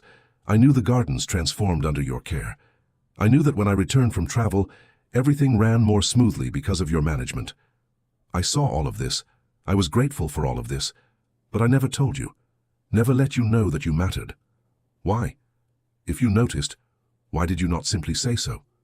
Because saying so would have meant acknowledging I needed you, that I depended on you, that you had become essential to my existence. And I could not allow myself to need anyone." His voice broke slightly. "I was taught that need was the ultimate weakness. So instead, you taught me that I was utterly unnecessary to you, that my presence or absence made no difference whatsoever." Henry flinched as if struck. "Yes, and I nearly made that terrible lie into truth. Because when you left, Evangeline, everything fell apart. The house became a tomb. The silence was deafening. I could not eat, could not sleep, could not function. Everything that gave my life structure and meaning was gone, and I finally understood that all of it, had been built on the foundation of your presence." He stood, moving closer to where she sat, then kneeling beside her chair so their faces were level. The gesture was so unexpected, so uncharacteristic of the proud man she had married, that she caught her breath. "I told you in my fever that I love you," he said, his eyes holding hers with desperate intensity. You questioned whether those words were true or merely delirium. I am here now in full possession of my faculties to tell you that they were absolutely true. I love you, Evangeline. I have loved you far longer than I was willing to admit to myself. And I will spend the rest of my life proving that love to you, if you will give me that chance. Tears were streaming down her face now. How can I trust this? How do I know this is not just fear of being alone speaking? That once you are fully recovered and back to your usual life, you will not simply revert to your old ways. You cannot know, he admitted. I cannot offer proof beyond my words and my commitment to change. But I can tell you this, the man I was before my illness, that cold, isolated, emotionally stunted man, has truly died. I cannot go back to being him even if I wish to. That illness burned away all my defenses, all my pretenses, and what remains is simply a man who loves his wife desperately and wants nothing more than the chance to build a real marriage with her. I do not want grand romantic gestures, Henry, she said through her tears. I want the everyday things, conversations, shared meals, your actual presence, not just your physical proximity. Then you shall have them, all of them, every day for the rest of our lives. He took her hands in his, and she felt the tremor in his grip. Whether from lingering weakness or emotion, she could not tell. I want to know you, he continued. Everything about you. Your favorite color, and I am ashamed that I do not know it. Your favorite flower, though I suspect roses given your devotion to the rose garden, your dreams, your fears, your opinions on everything from politics to poetry. I want to sit beside you at breakfast and hear about your plans for the day. I want to listen to you play the pianoforte and actually hear the beauty you create. I want to walk through the gardens with you and learn the names of all the plants you have so lovingly tended. It is blue, Evangeline whispered. I beg your pardon? My favorite color, it is blue. The particular shade of blue in the morning sky just after sunrise. A smile broke across Henry's face, the first genuine smile she had ever seen from him. Blue, the color of hope and new beginnings. How perfectly appropriate. Despite herself, Evangeline felt an answering smile tug at her lips. You are correct about the roses. They are my favorite flower, though I am particularly fond of the old garden varieties, the ones that bloom once in glorious profusion, and then spend the rest of the season preparing for next year's display. Like a marriage that blooms after patient cultivation, Henry suggested. Perhaps. They looked at each other for a long moment. Then Evangeline said softly, I do not know if I can simply forget 3 years of loneliness, Henry. I do not know if I can trust this transformation completely. I am not asking you to forget. I am asking you to let me try to make amends, to give me the opportunity to be the husband I should have been from the beginning. He squeezed her hands gently. I know I do not deserve your forgiveness, but I am asking for it nonetheless, or if not forgiveness yet, then at least a chance. Evangeline searched his face, looking for any sign of insincerity or reservation. She saw only naked hope and vulnerability, expressions she never thought to see on the Duke of Worthington's features. One chance, she said finally. I will give you one chance, Henry, but I will not return to the way things were. If you revert to your old coldness, I will leave again, and this time I will not return, no matter how ill you become. I understand, and I will not revert. I promise you that. Words are easy, Your Grace. Actions will demonstrate truth. Then I shall demonstrate through action. He brought her hands to his lips, kissing her knuckles with a tenderness that made her breath catch.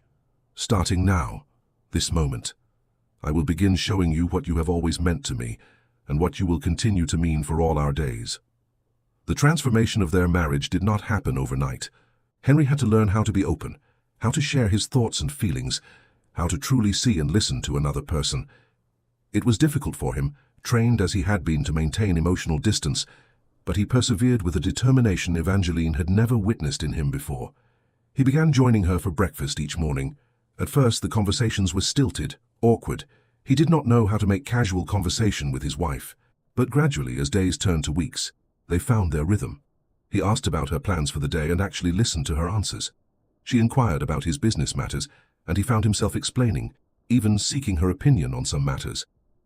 What do you think about the proposed enclosure of the West Field? He asked one morning. The steward believes it would increase crop yields, but some of the tenant farmers are concerned about losing common grazing rights. Evangeline had set down her teacup, surprised to be consulted. "I think the welfare of the tenants should be the primary consideration. Increased yields mean nothing if families are unable to sustain their livestock. Perhaps there is a compromise, enclosing part of the field while maintaining some common ground." Henry had nodded thoughtfully. "That is wise counsel. I shall propose it to the steward." And he had. That afternoon, Evangeline had overheard him speaking with the steward, crediting her with the suggestion and implementing her idea. It was a small thing, but it meant everything. Evidence that he truly valued her thoughts, that she was becoming a genuine partner in the management of their lives. He began spending time in the music room while she played. At first, he would sit quietly, listening, occasionally closing his eyes, as if the music transported him elsewhere. Then he began to comment, to ask questions about the pieces she chose, to request particular compositions. "Would you play that Mozart sonata again?" he asked one afternoon. "The one in C major. I find it brings me peace." She had played it, pleased beyond measure that he not only listened but remembered and had preferences. When she finished, he had applauded softly.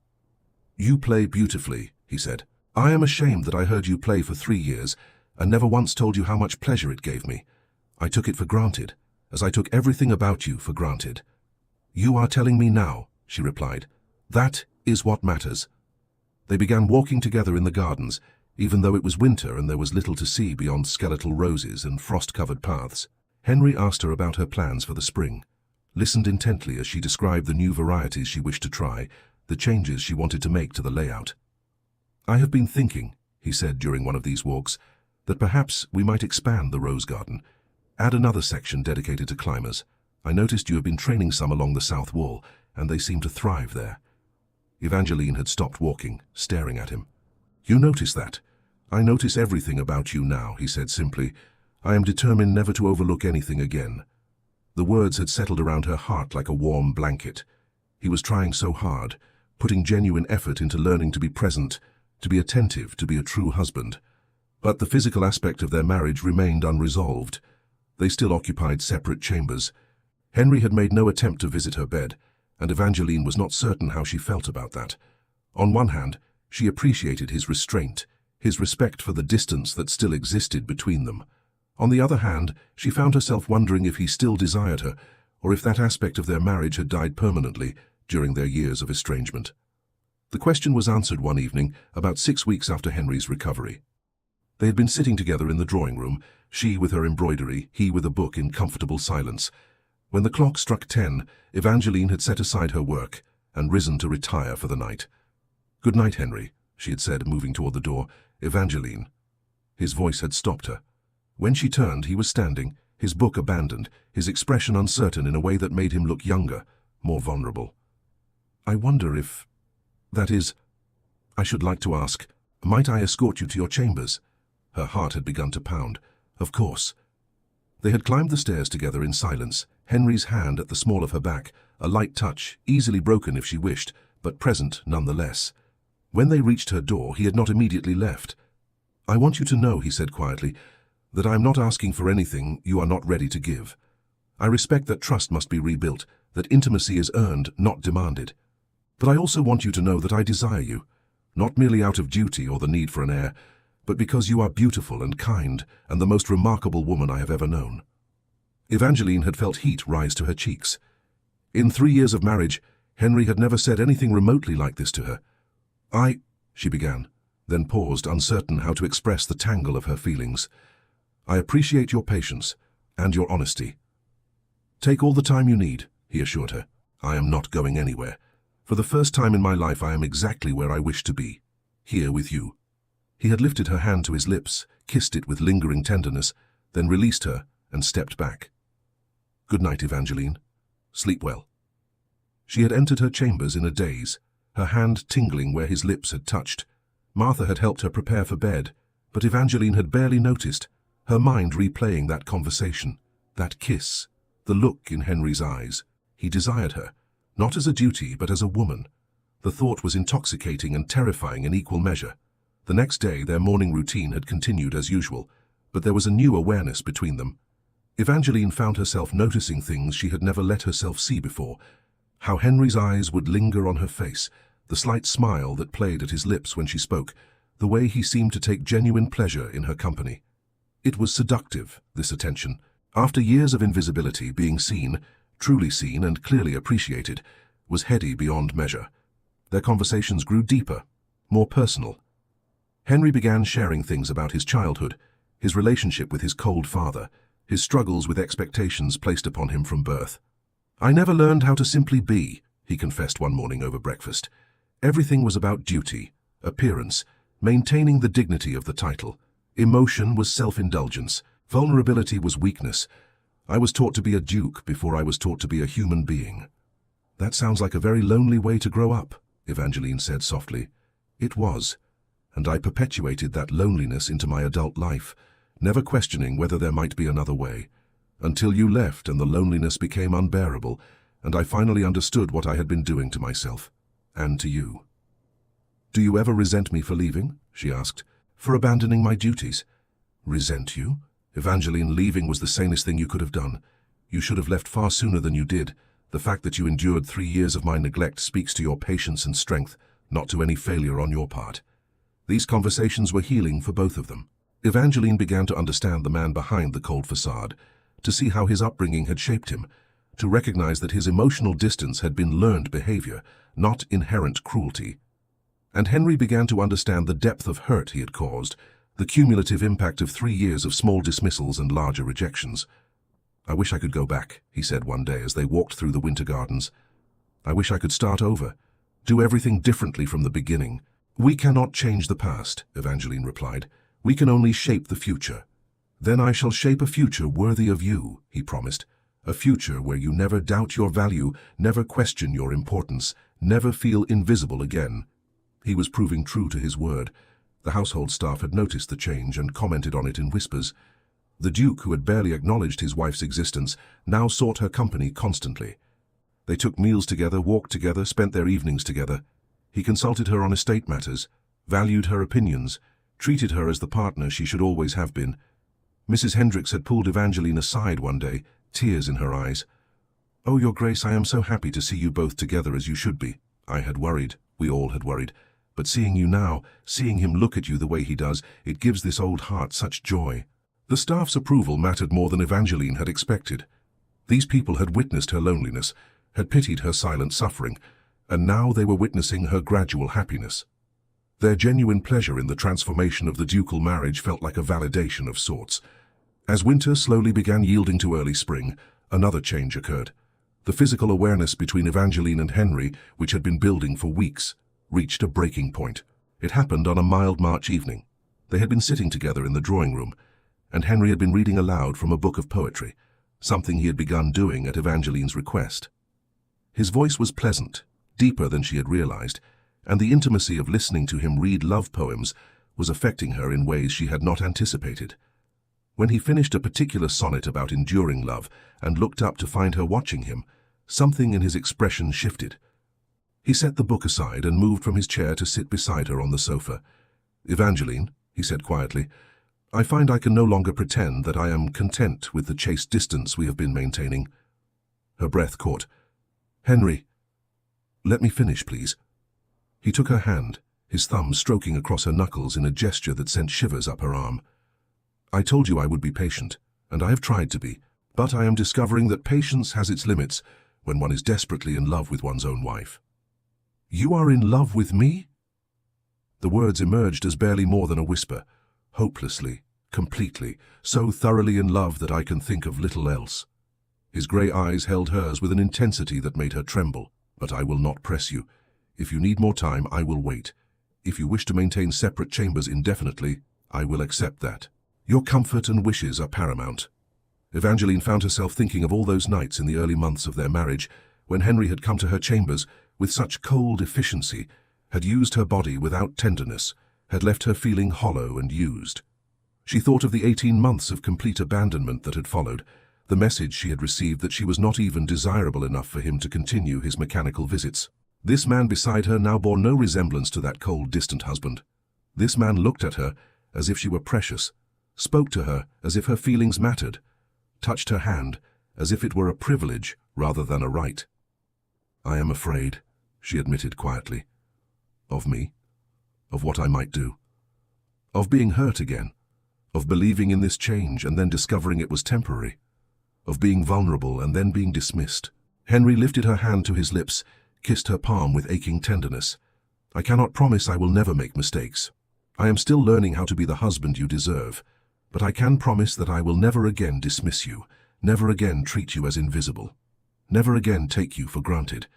You are the center of my existence, Evangeline. Everything else orbits around that truth. She studied his face, searching for any hint of insincerity. She found only earnest devotion and barely restrained longing. Kiss me, she said suddenly, surprising herself with her boldness. Henry's eyes widened. Are you certain? Kiss me, Henry. Not the perfunctory peck you gave me at our wedding, or the mechanical prelude to duty. Kiss me as if you mean it. Kiss me as if I matter. He needed no further encouragement.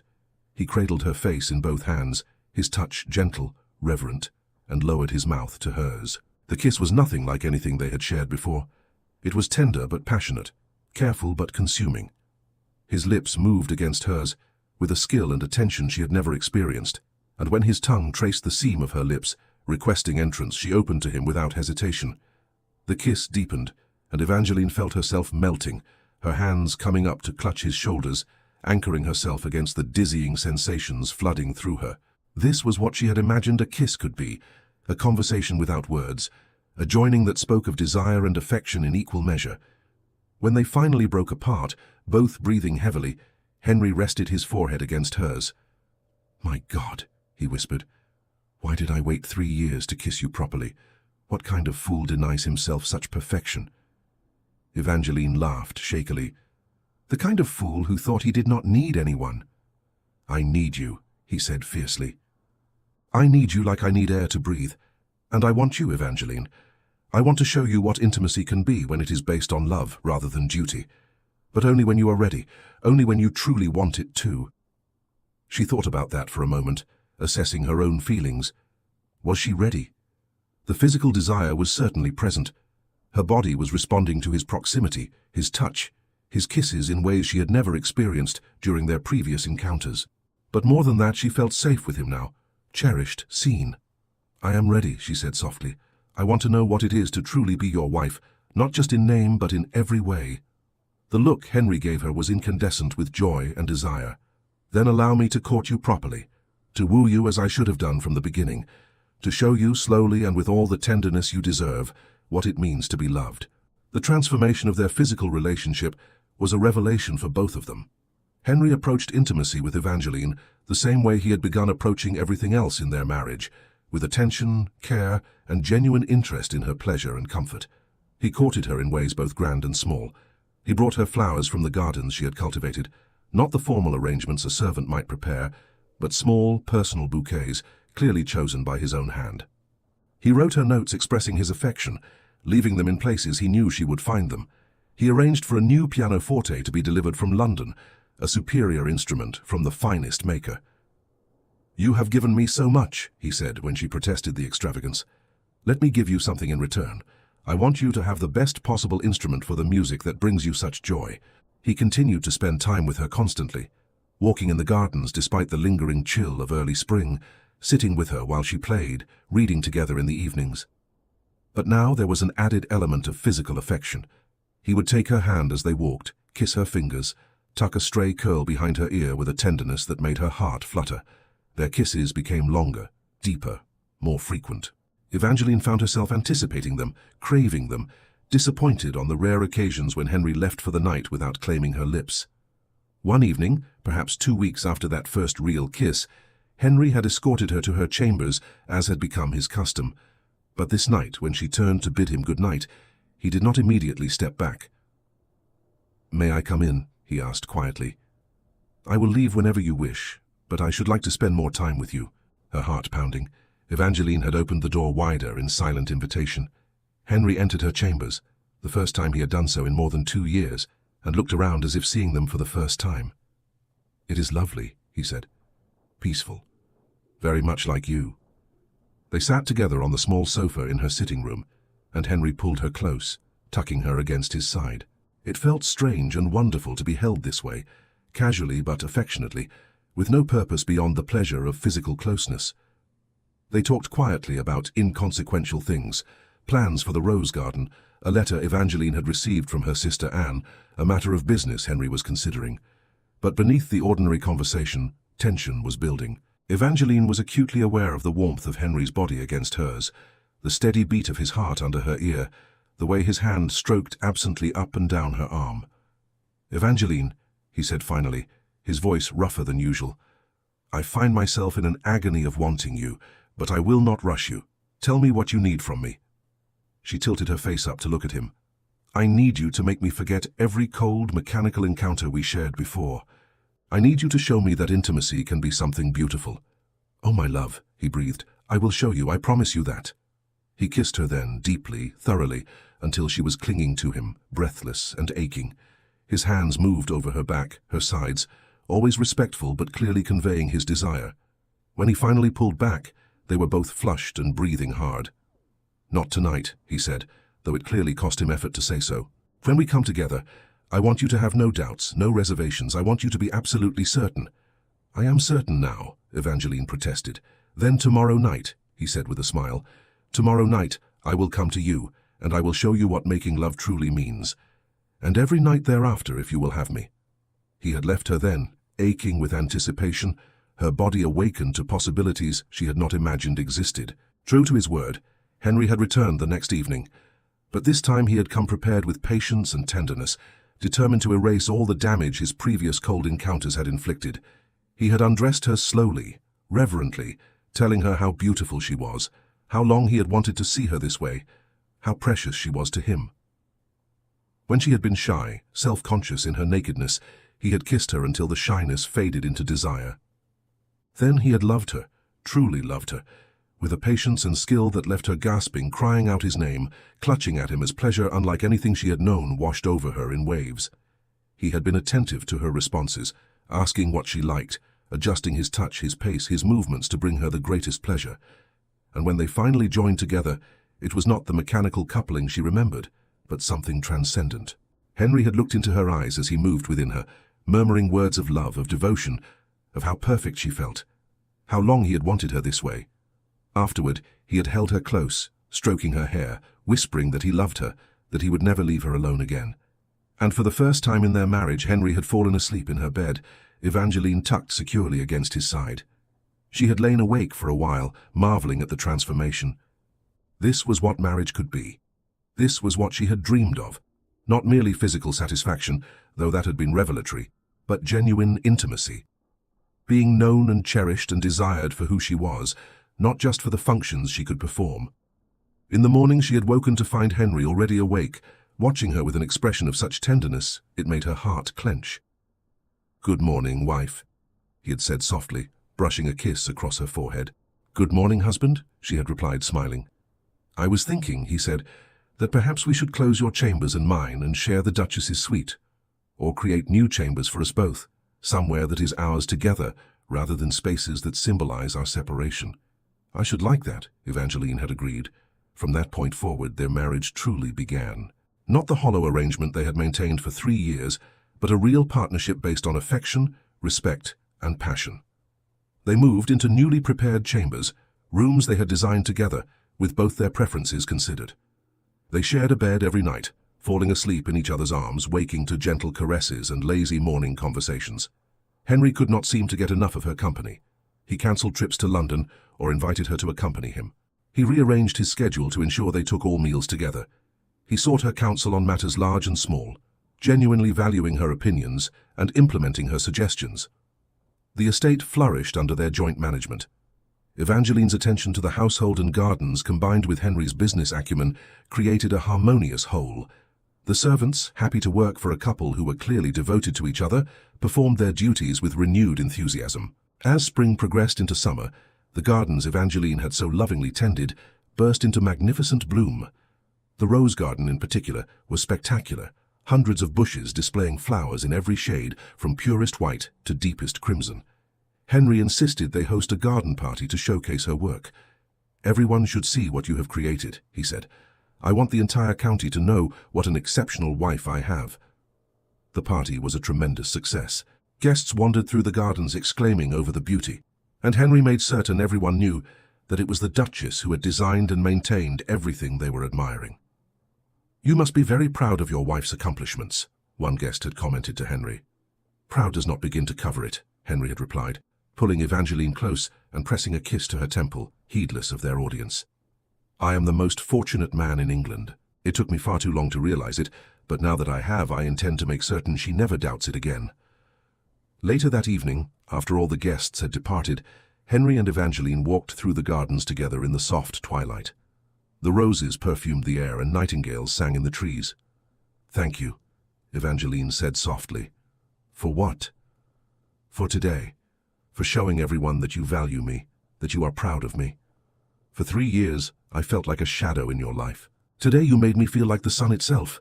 Henry stopped walking and turned to face her, taking both her hands in his. "You are the sun.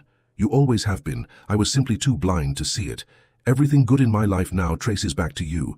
My happiness, my peace, my very reason for living. You saved me, Evangeline. When I was drowning in my own cold isolation, you reached in and pulled me out, even after I had given you every reason to let me drown." "I could not let you drown," she said simply. "I love you." It was the first time she had said the words. They had hung unspoken between them for weeks, acknowledged by actions, but not voiced. Now they lay in the open, vulnerable and true. "Say it again," Henry whispered, his eyes suspiciously bright. "I love you, Henry, despite everything, despite all the pain, despite every reason not to. I love you." He pulled her into his arms, holding her so tightly she could barely breathe. "I love you," he said fiercely against her hair. "I love you more than I thought it possible to love anyone. You are my heart, my soul, my entire world, and I will never stop proving it to you. Every day for the rest of our lives, I will show you how much you mean to me." They stood there in the fragrant darkness, wrapped in each other's arms, while around them the roses bloomed and the nightingales sang. It was a far cry from the cold, silent marriage they had endured for 3 years, and the transformation felt nothing short of miraculous. As summer deepened, bringing long days and warm nights, Evangeline began to notice changes in her body. She tired more easily, found her appetite changed, felt occasional queasiness in the mornings. When she missed her monthly courses for the second time, she called for the physician with a mixture of excitement and trepidation. The physician's examination confirmed what she had suspected. She was with child. The news left her stunned and overjoyed in equal measure. After 3 years of emptiness in every sense, her life was now full of love, of partnership, of genuine marriage. And soon there would be a child to complete their family. She had debated how to tell Henry. Should she be practical and direct, or find some romantic way to share the news? In the end, she simply told him that evening as they prepared for bed. "Henry, I have something to tell you." He had looked up from where he was removing his cravat, his expression attentive. "Yes?" "I am with child." For a moment he simply stared at her, as if the words had not registered. Then his face broke into a smile of such pure joy that it brought tears to her eyes. "Truly, you are certain?" "The physician confirmed it this afternoon. I am approximately 2 months along, he believes." Henry closed the distance between them in 3 strides, catching her up in his arms and spinning her around, gently, carefully, as if she were made of spun glass. "A child? We are going to have a child." He set her down and immediately looked worried. "Should I have done that? Did I hurt you? Should you be resting? What did the physician say you should or should not do?" Evangeline laughed at his sudden anxiety. "I am pregnant, not made of porcelain. The physician says I am in excellent health and should simply avoid undue strain. Otherwise I may continue as normal. Still, you must take care. No more working in the gardens on your knees. We shall hire additional gardeners, so you may supervise rather than labor. Henry, and you must rest more, perhaps a nap each afternoon. And I shall have cook prepare the most nutritious meals possible. Whatever you need, whatever you desire, you have only to ask." She caught his face between her hands, forcing him to meet her eyes. "What I need is for you not to treat me like an invalid. I am having a baby, which women have been doing since the dawn of time. I will be sensible and careful, but I will not become fragile simply because I am carrying our child." "Our child," Henry repeated wonderingly. "We made a child. Together." "We did indeed." He placed his hand gently on her still flat abdomen, his expression full of awe. "There is a life growing here, a piece of you and a piece of me, combined into someone entirely new. "Are you happy?" Evangeline asked, though his joy was evident. "Happy?" "Evangeline, I am overwhelmed, elated, terrified, grateful beyond measure." He knelt before her, pressing his lips to her stomach through the fabric of her dressing gown. "Thank you. Thank you for this gift, for this second chance, for giving me a reason to become a better man." "You became a better man before this child was conceived," she said gently, running her fingers through his hair. "This baby is simply another blessing in a life that has become full of blessings." That night, they lay together in the darkness, Henry's hand resting protectively on her stomach, speaking quietly about the future. "Do you hope for a boy or a girl?" Henry asked. "I do not care, as long as the babe is healthy. Though I confess I sometimes imagine a little girl with your grey eyes, and I imagine a boy with your auburn hair. But truly, boy or girl matters not at all. They will be loved beyond measure. They will be raised differently than you were raised," Evangeline said firmly. "Our child will know affection, will be encouraged to express emotion, will understand that love is strength, not weakness." "Yes," Henry agreed emphatically. "Everything my father did wrong, we will do right. Our child will grow up secure in the knowledge of their parents' love for each other and for them. They will see what a true marriage looks like: partnership, affection, respect." "They will be terribly spoiled," Evangeline teased. "Absolutely, utterly spoiled with love and attention.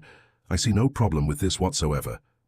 They laughed together in the darkness, imagining their future, and Evangeline marveled at how much had changed. Less than a year ago, she had fled this house in despair, convinced her marriage was a hollow shell that would never contain anything real. Now she lay in her husband's arms, carrying his child, in a marriage that had been reborn into something beautiful. The months of Evangeline's pregnancy passed in contentment. Henry was solicitous without being smothering, excited without being anxious.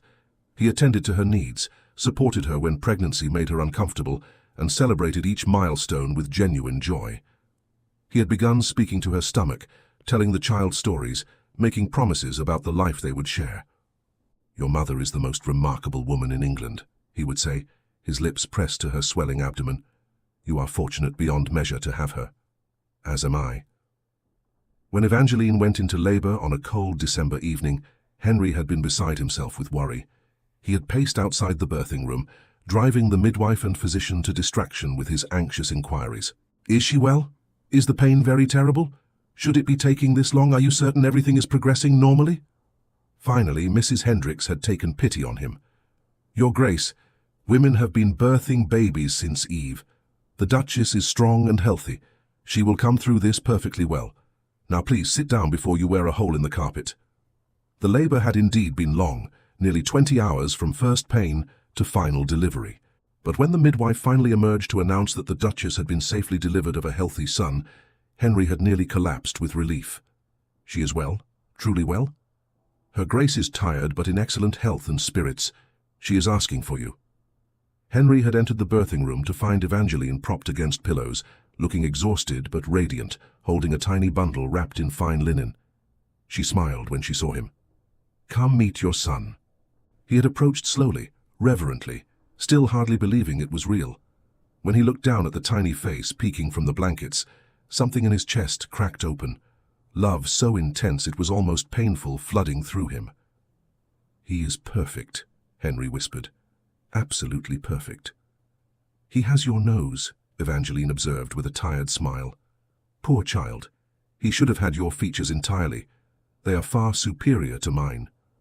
"I think he is handsome. Would you like to hold him?" Henry had hesitated, suddenly afraid. "I might drop him, or hold him incorrectly. I have never held an infant before." "Neither had I until a few moments ago. We shall learn together. Here, support his head like this." She had transferred the precious bundle into Henry's arms, and he had looked down at his son with an expression of such wonder that Evangeline felt tears spring to her eyes. "Hello, little one," Henry said softly. "I am your father.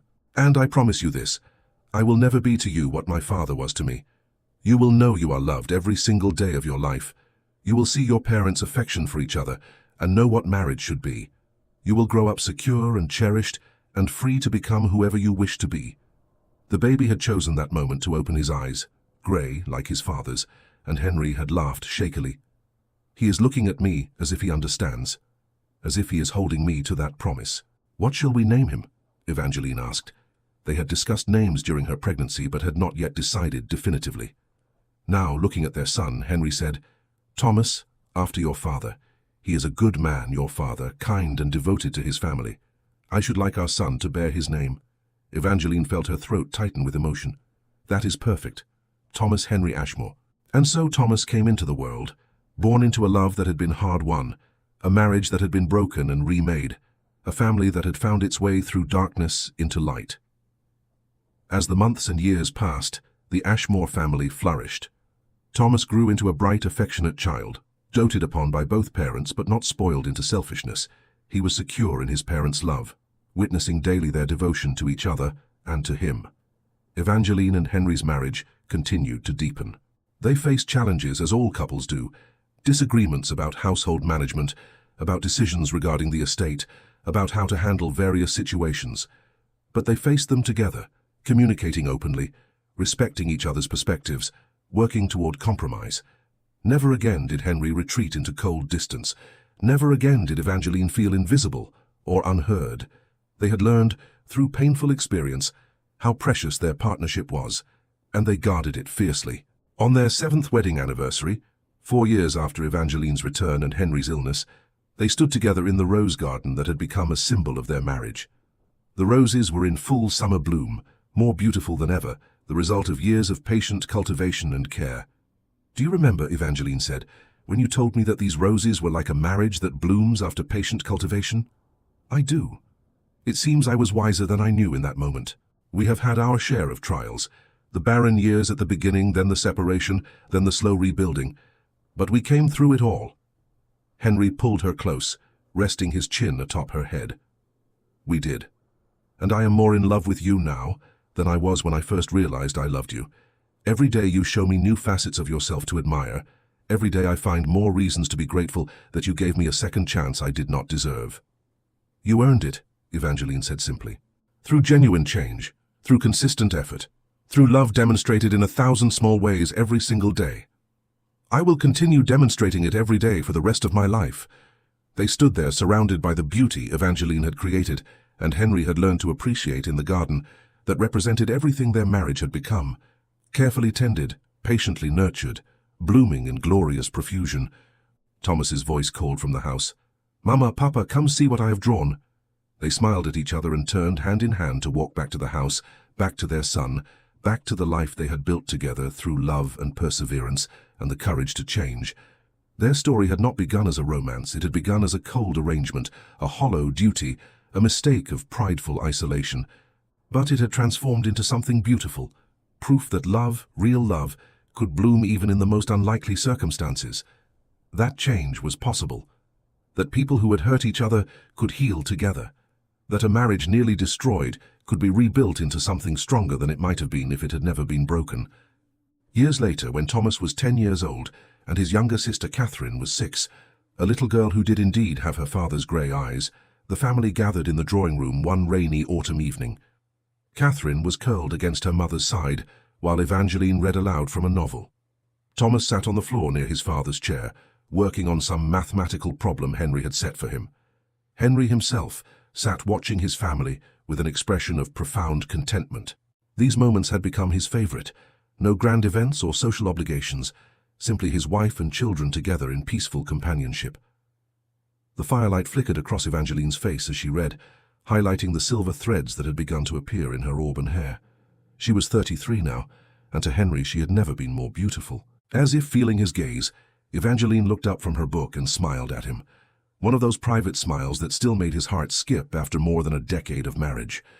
In that smile was everything they had built together: trust, affection, passion, partnership, love that had been tested and emerged stronger. "Papa," Catherine said, interrupting her mother's reading, "tell us again how you and Mama fell in love." Henry exchanged a look with Evangeline. They had told the children various versions of their courtship over the years, always carefully edited, to present a romantic narrative suitable for young ears. But Catherine, despite her tender years, had an uncanny ability to sense when adults were being less than fully honest. "Well, sweetheart," Henry began carefully, "your mother and I married when she was quite young." "But when did you fall in love?" Catherine persisted. "That is the important part." Thomas looked up from his mathematics, interested now. "Yes, Papa, you always skip over that bit." Henry glanced at Evangeline again, seeking guidance. She set aside her book and said gently, "Sometimes, my darlings, love does not happen all at once. Sometimes it grows slowly, like a garden that must be carefully tended before it blooms." "Your mother is being diplomatic," Henry said, deciding that some honesty was appropriate. "The truth is, I was a very foolish man when I married your mother. I did not know how to show love, or even how to recognize it in myself. For too long I took your mother for granted and treated her with far less care than she deserved." Both children were staring at him now, eyes wide. Evangeline started to speak, perhaps to soften his words, but he shook his head gently. "It is important they understand," he said to her, then turned back to the children. "I hurt your mother's feelings many times through my coldness and inattention. I was so afraid of needing anyone, so determined to be completely independent, that I pushed away the one person who could have brought me true happiness." "What happened?" Thomas asked quietly. "Your mother left," Henry said simply. "She went to stay with your grandparents because I had made her so unhappy that she could no longer bear to remain. And in her absence, I finally understood what I had lost. I became very ill." "Because you missed Mama?" Catherine asked, her small face concerned. "Yes, little one, because I missed her desperately and finally realized that I loved her and had always loved her. And your extraordinary mother, despite having every reason to leave me to my fate, came back to care for me when she learned I was ill." "Mama saved you," Catherine declared with satisfaction. "She did indeed. She saved my life, and more importantly, she gave me a second chance I did not deserve, and from that point forward, I determined that I would spend every day showing her how much she means to me." "That is very romantic, Papa," Catherine sighed happily. Thomas, older and more thoughtful, had a different observation. "So you made mistakes, but you learned from them and changed." "Exactly so. That is the most important lesson I can teach you both. Everyone makes mistakes, but what matters is whether we recognize them, take responsibility for them, and genuinely change. Pride can destroy everything good in one's life. It nearly destroyed mine. But love, real love, gives us the courage to admit when we are wrong and to become better." Evangeline's eyes had grown suspiciously bright. Even after all these years, Henry's openness about his failures and his transformation still moved her deeply. "And you truly love each other now?" Thomas asked. "Not just say the words, but truly feel it." "More than I can express," Henry said, extending his hand toward Evangeline. She rose from her seat and came to stand beside his chair, taking his hand. He pressed a kiss to her knuckles and added, "Your mother is the best thing that ever happened to me. Every good thing in my life traces back to her, including you two remarkable children." "We are very fortunate, you know," Evangeline said to Thomas and Catherine. "Not every marriage has the depth of love and partnership that your father and I share. We worked hard to build this and we treasure it." "When I grow up," Catherine announced, "I shall marry someone who looks at me the way Papa looks at you, Mama." "When you grow up," Henry said firmly, "you shall marry whomever you choose for whatever reasons you choose. But I hope you will marry for love, yes. And I hope you will find someone who treasures you, respects you, and never makes you feel invisible or unimportant." "Like you treasure and respect Mama," Catherine concluded with a child's simple logic. "Exactly like that." Later that evening, after the children had been put to bed and Henry and Evangeline had retired to their shared chambers, they prepared for bed in comfortable routine. Henry watched Evangeline as she sat at her dressing table, Martha brushing out her hair, something they did every night, this simple ritual that spoke of care and femininity. When Martha finished and departed, Henry came to stand behind Evangeline, meeting her eyes in the mirror. He took the brush and ran it gently through her hair himself, something he had taken to doing occasionally over the years. "You handled Catherine's questions beautifully," Evangeline said. "I was not certain how much honesty was appropriate." "I want them to understand that good marriages require work," Henry replied, continuing the soothing strokes through her hair. "That love is a choice we make every day, not just a feeling that sustains itself without effort. I want them to know that even when things seem broken, they can be repaired if both parties are willing to do the work. You are a good father, Henry, the father you wished your own father had been. I have an exceptional teacher in the art of parenting," he said, setting down the brush and bending to press a kiss to the top of her head. "You, my love, have taught me everything that matters. How to be present, how to be attentive, how to love without reservation." Evangeline turned on the bench to face him, taking his hands. "Do you ever regret those lost years? The 3 years we wasted at the beginning?" Henry considered the question seriously. "I regret the pain I caused you. I regret my blindness and stupidity. But in a strange way, I do not regret the journey itself, because it brought us to where we are now. If our marriage had been easy from the start, would we value it as deeply? Would we have learned the lessons we have learned? Would we appreciate each other as much as we do? So, you believe we needed to break in order to become stronger? Perhaps not needed precisely, but I think the breaking and remaking forged something more resilient than what might have existed otherwise. We know how easily happiness can be lost through neglect. We never take each other for granted because we remember what it was like to be apart, to be lonely despite being married. Evangeline stood and moved into his embrace, her arms circling his waist, her head resting against his chest where she could hear his heartbeat. I love you, Henry Ashmore. I love the man you have become, the father you are to our children, the husband you are to me. And I love you, Evangeline Ashmore, with every fiber of my being. You are my heart made manifest, walking outside my body. Everything I am, everything good I have done, flows from you. They stood there holding each other, swaying slightly to music only they could hear. The music of their own contentment, their hard-won happiness, their deep and abiding love. Eventually they moved to their bed, the bed they had shared for more than a decade now, and loved each other with the familiar passion of long marriage. It was different from those early desperate encounters after Henry's recovery, when everything had been new and uncertain. Now there was comfort in their intimacy, knowledge of each other's bodies and preferences, trust that allowed for both tenderness and playfulness. Afterward they lay tangled together, Evangeline's head on Henry's shoulder, his arms secure around her, their legs intertwined. This too had become ritual. The quiet conversation in the darkness before sleep claimed them. Mrs. Hendricks told me today that young William, the footman, has asked permission to marry Sarah, the upstairs maid, Evangeline said drowsily. Will you grant it? Of course. They are clearly devoted to each other, and both are excellent servants. I thought we might allow them to have the cottage near the south garden. It needs some repairs, but it would make a lovely home for them. An excellent idea. I shall have the steward see to the repairs immediately. Perhaps we might host a small celebration for them after the wedding. That would be lovely. The staff will appreciate it. You are beloved by the staff, you know, Henry murmured. They speak of you with genuine affection, not merely respect. Mrs. Hendricks told me once that you transformed this house from a cold showplace into a true home. We transformed it, Evangeline corrected. Together. Together, Henry agreed, pulling her closer. Everything worthwhile in my life we have built together. They fell silent, drifting towards sleep, secure in each other's presence and in the life they had created. The years continued to pass, bringing the normal mix of joy and sorrow, triumph and challenge. Thomas grew into a thoughtful young man, serious and studious, clearly destined to manage the estate responsibly when his time came. Catherine remained spirited and affectionate, beloved by everyone who knew her. 2 more children joined the family, another son, James, and finally a second daughter, little Elizabeth. The house that had once echoed with silence now rang with children's laughter, with music from Evangeline's pianoforte, with the sounds of a family fully and loudly alive. Henry had long since resigned his parliamentary seat, choosing to focus his attention on his estate, his family, and his community. He had discovered that he was far happier managing his lands and spending time with his wife and children than he had ever been pursuing political ambitions in London.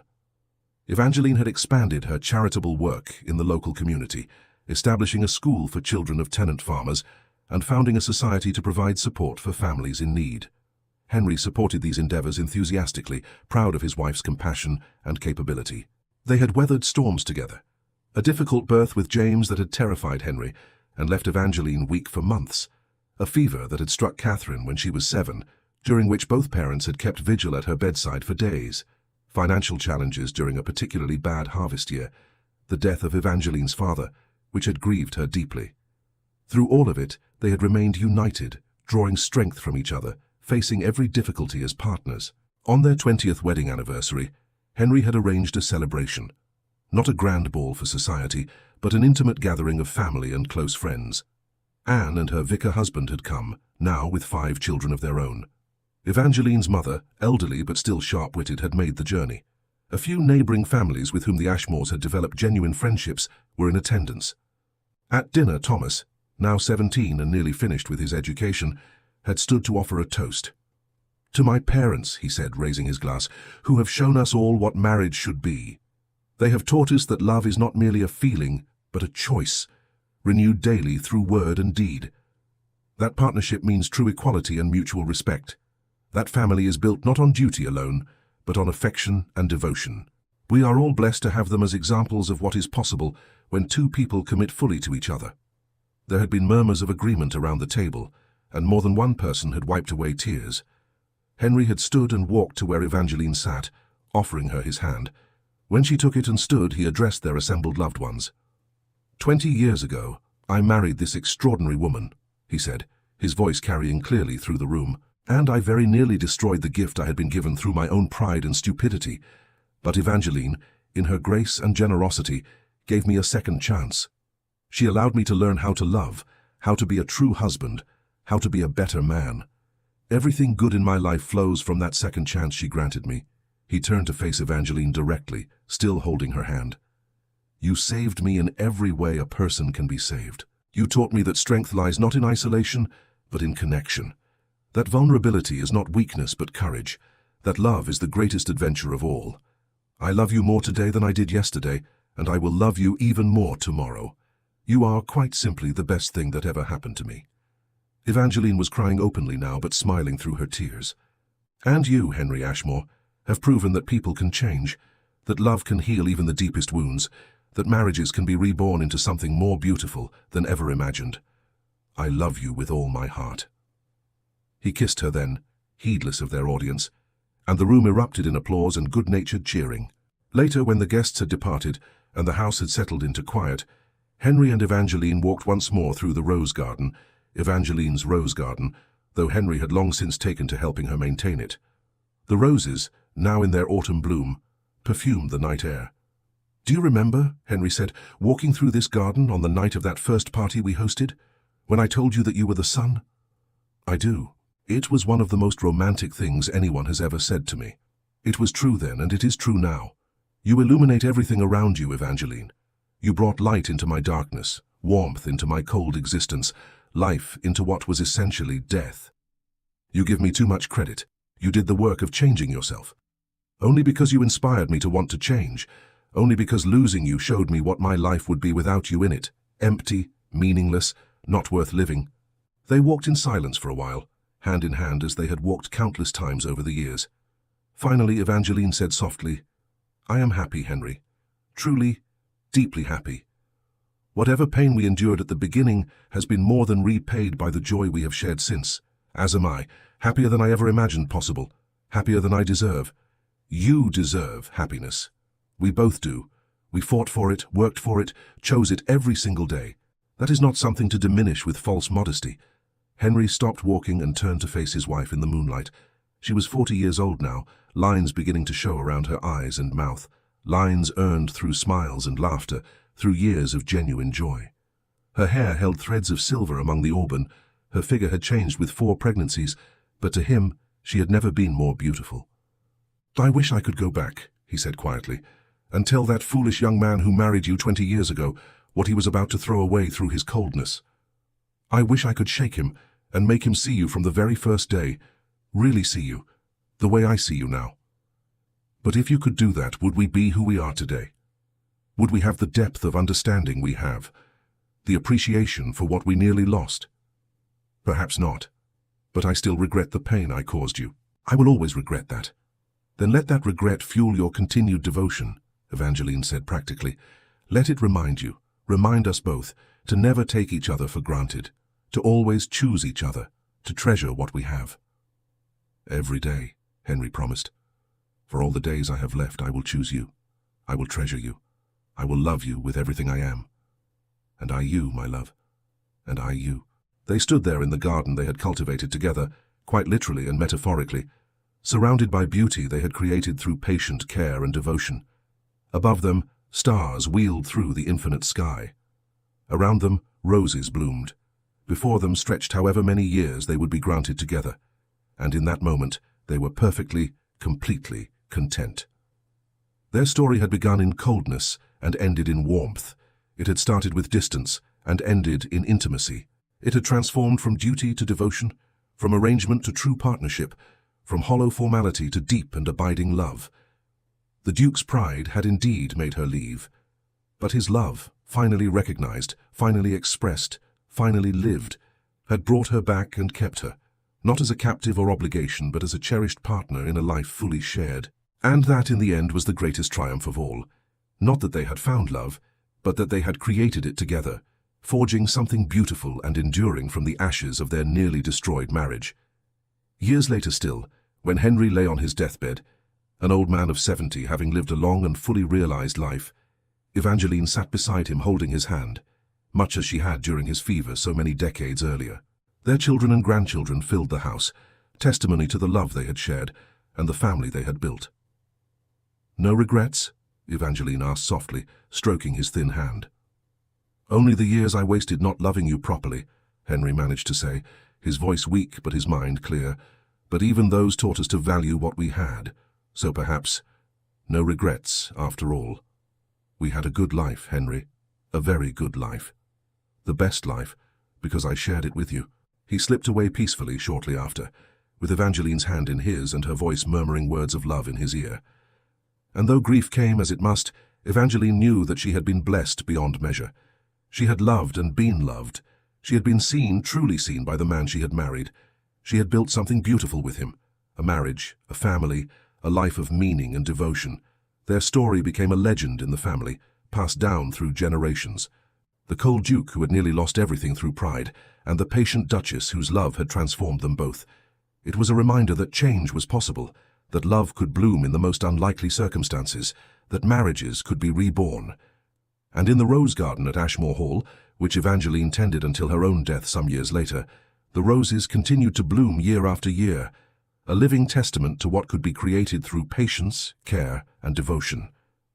Through choosing love every single day, through the courage to be vulnerable, to change, to see and be seen, through the simple, profound truth that real love, the kind that lasts, is always a choice, and the most important choice of all. Thank you for staying with us until the end of this emotional journey. If this story touched your heart, we invite you to subscribe, like, comment, and share our channel. Your support inspires us to keep creating more stories of love, redemption, and breathtaking twists. Help us reach our first 1,000 subscribers, and together we'll continue sharing tales that warm the heart. At the end of this video, you'll see a suggestion for another of our historical stories. Click and let yourself be enchanted by another unforgettable tale. With all our gratitude. The end.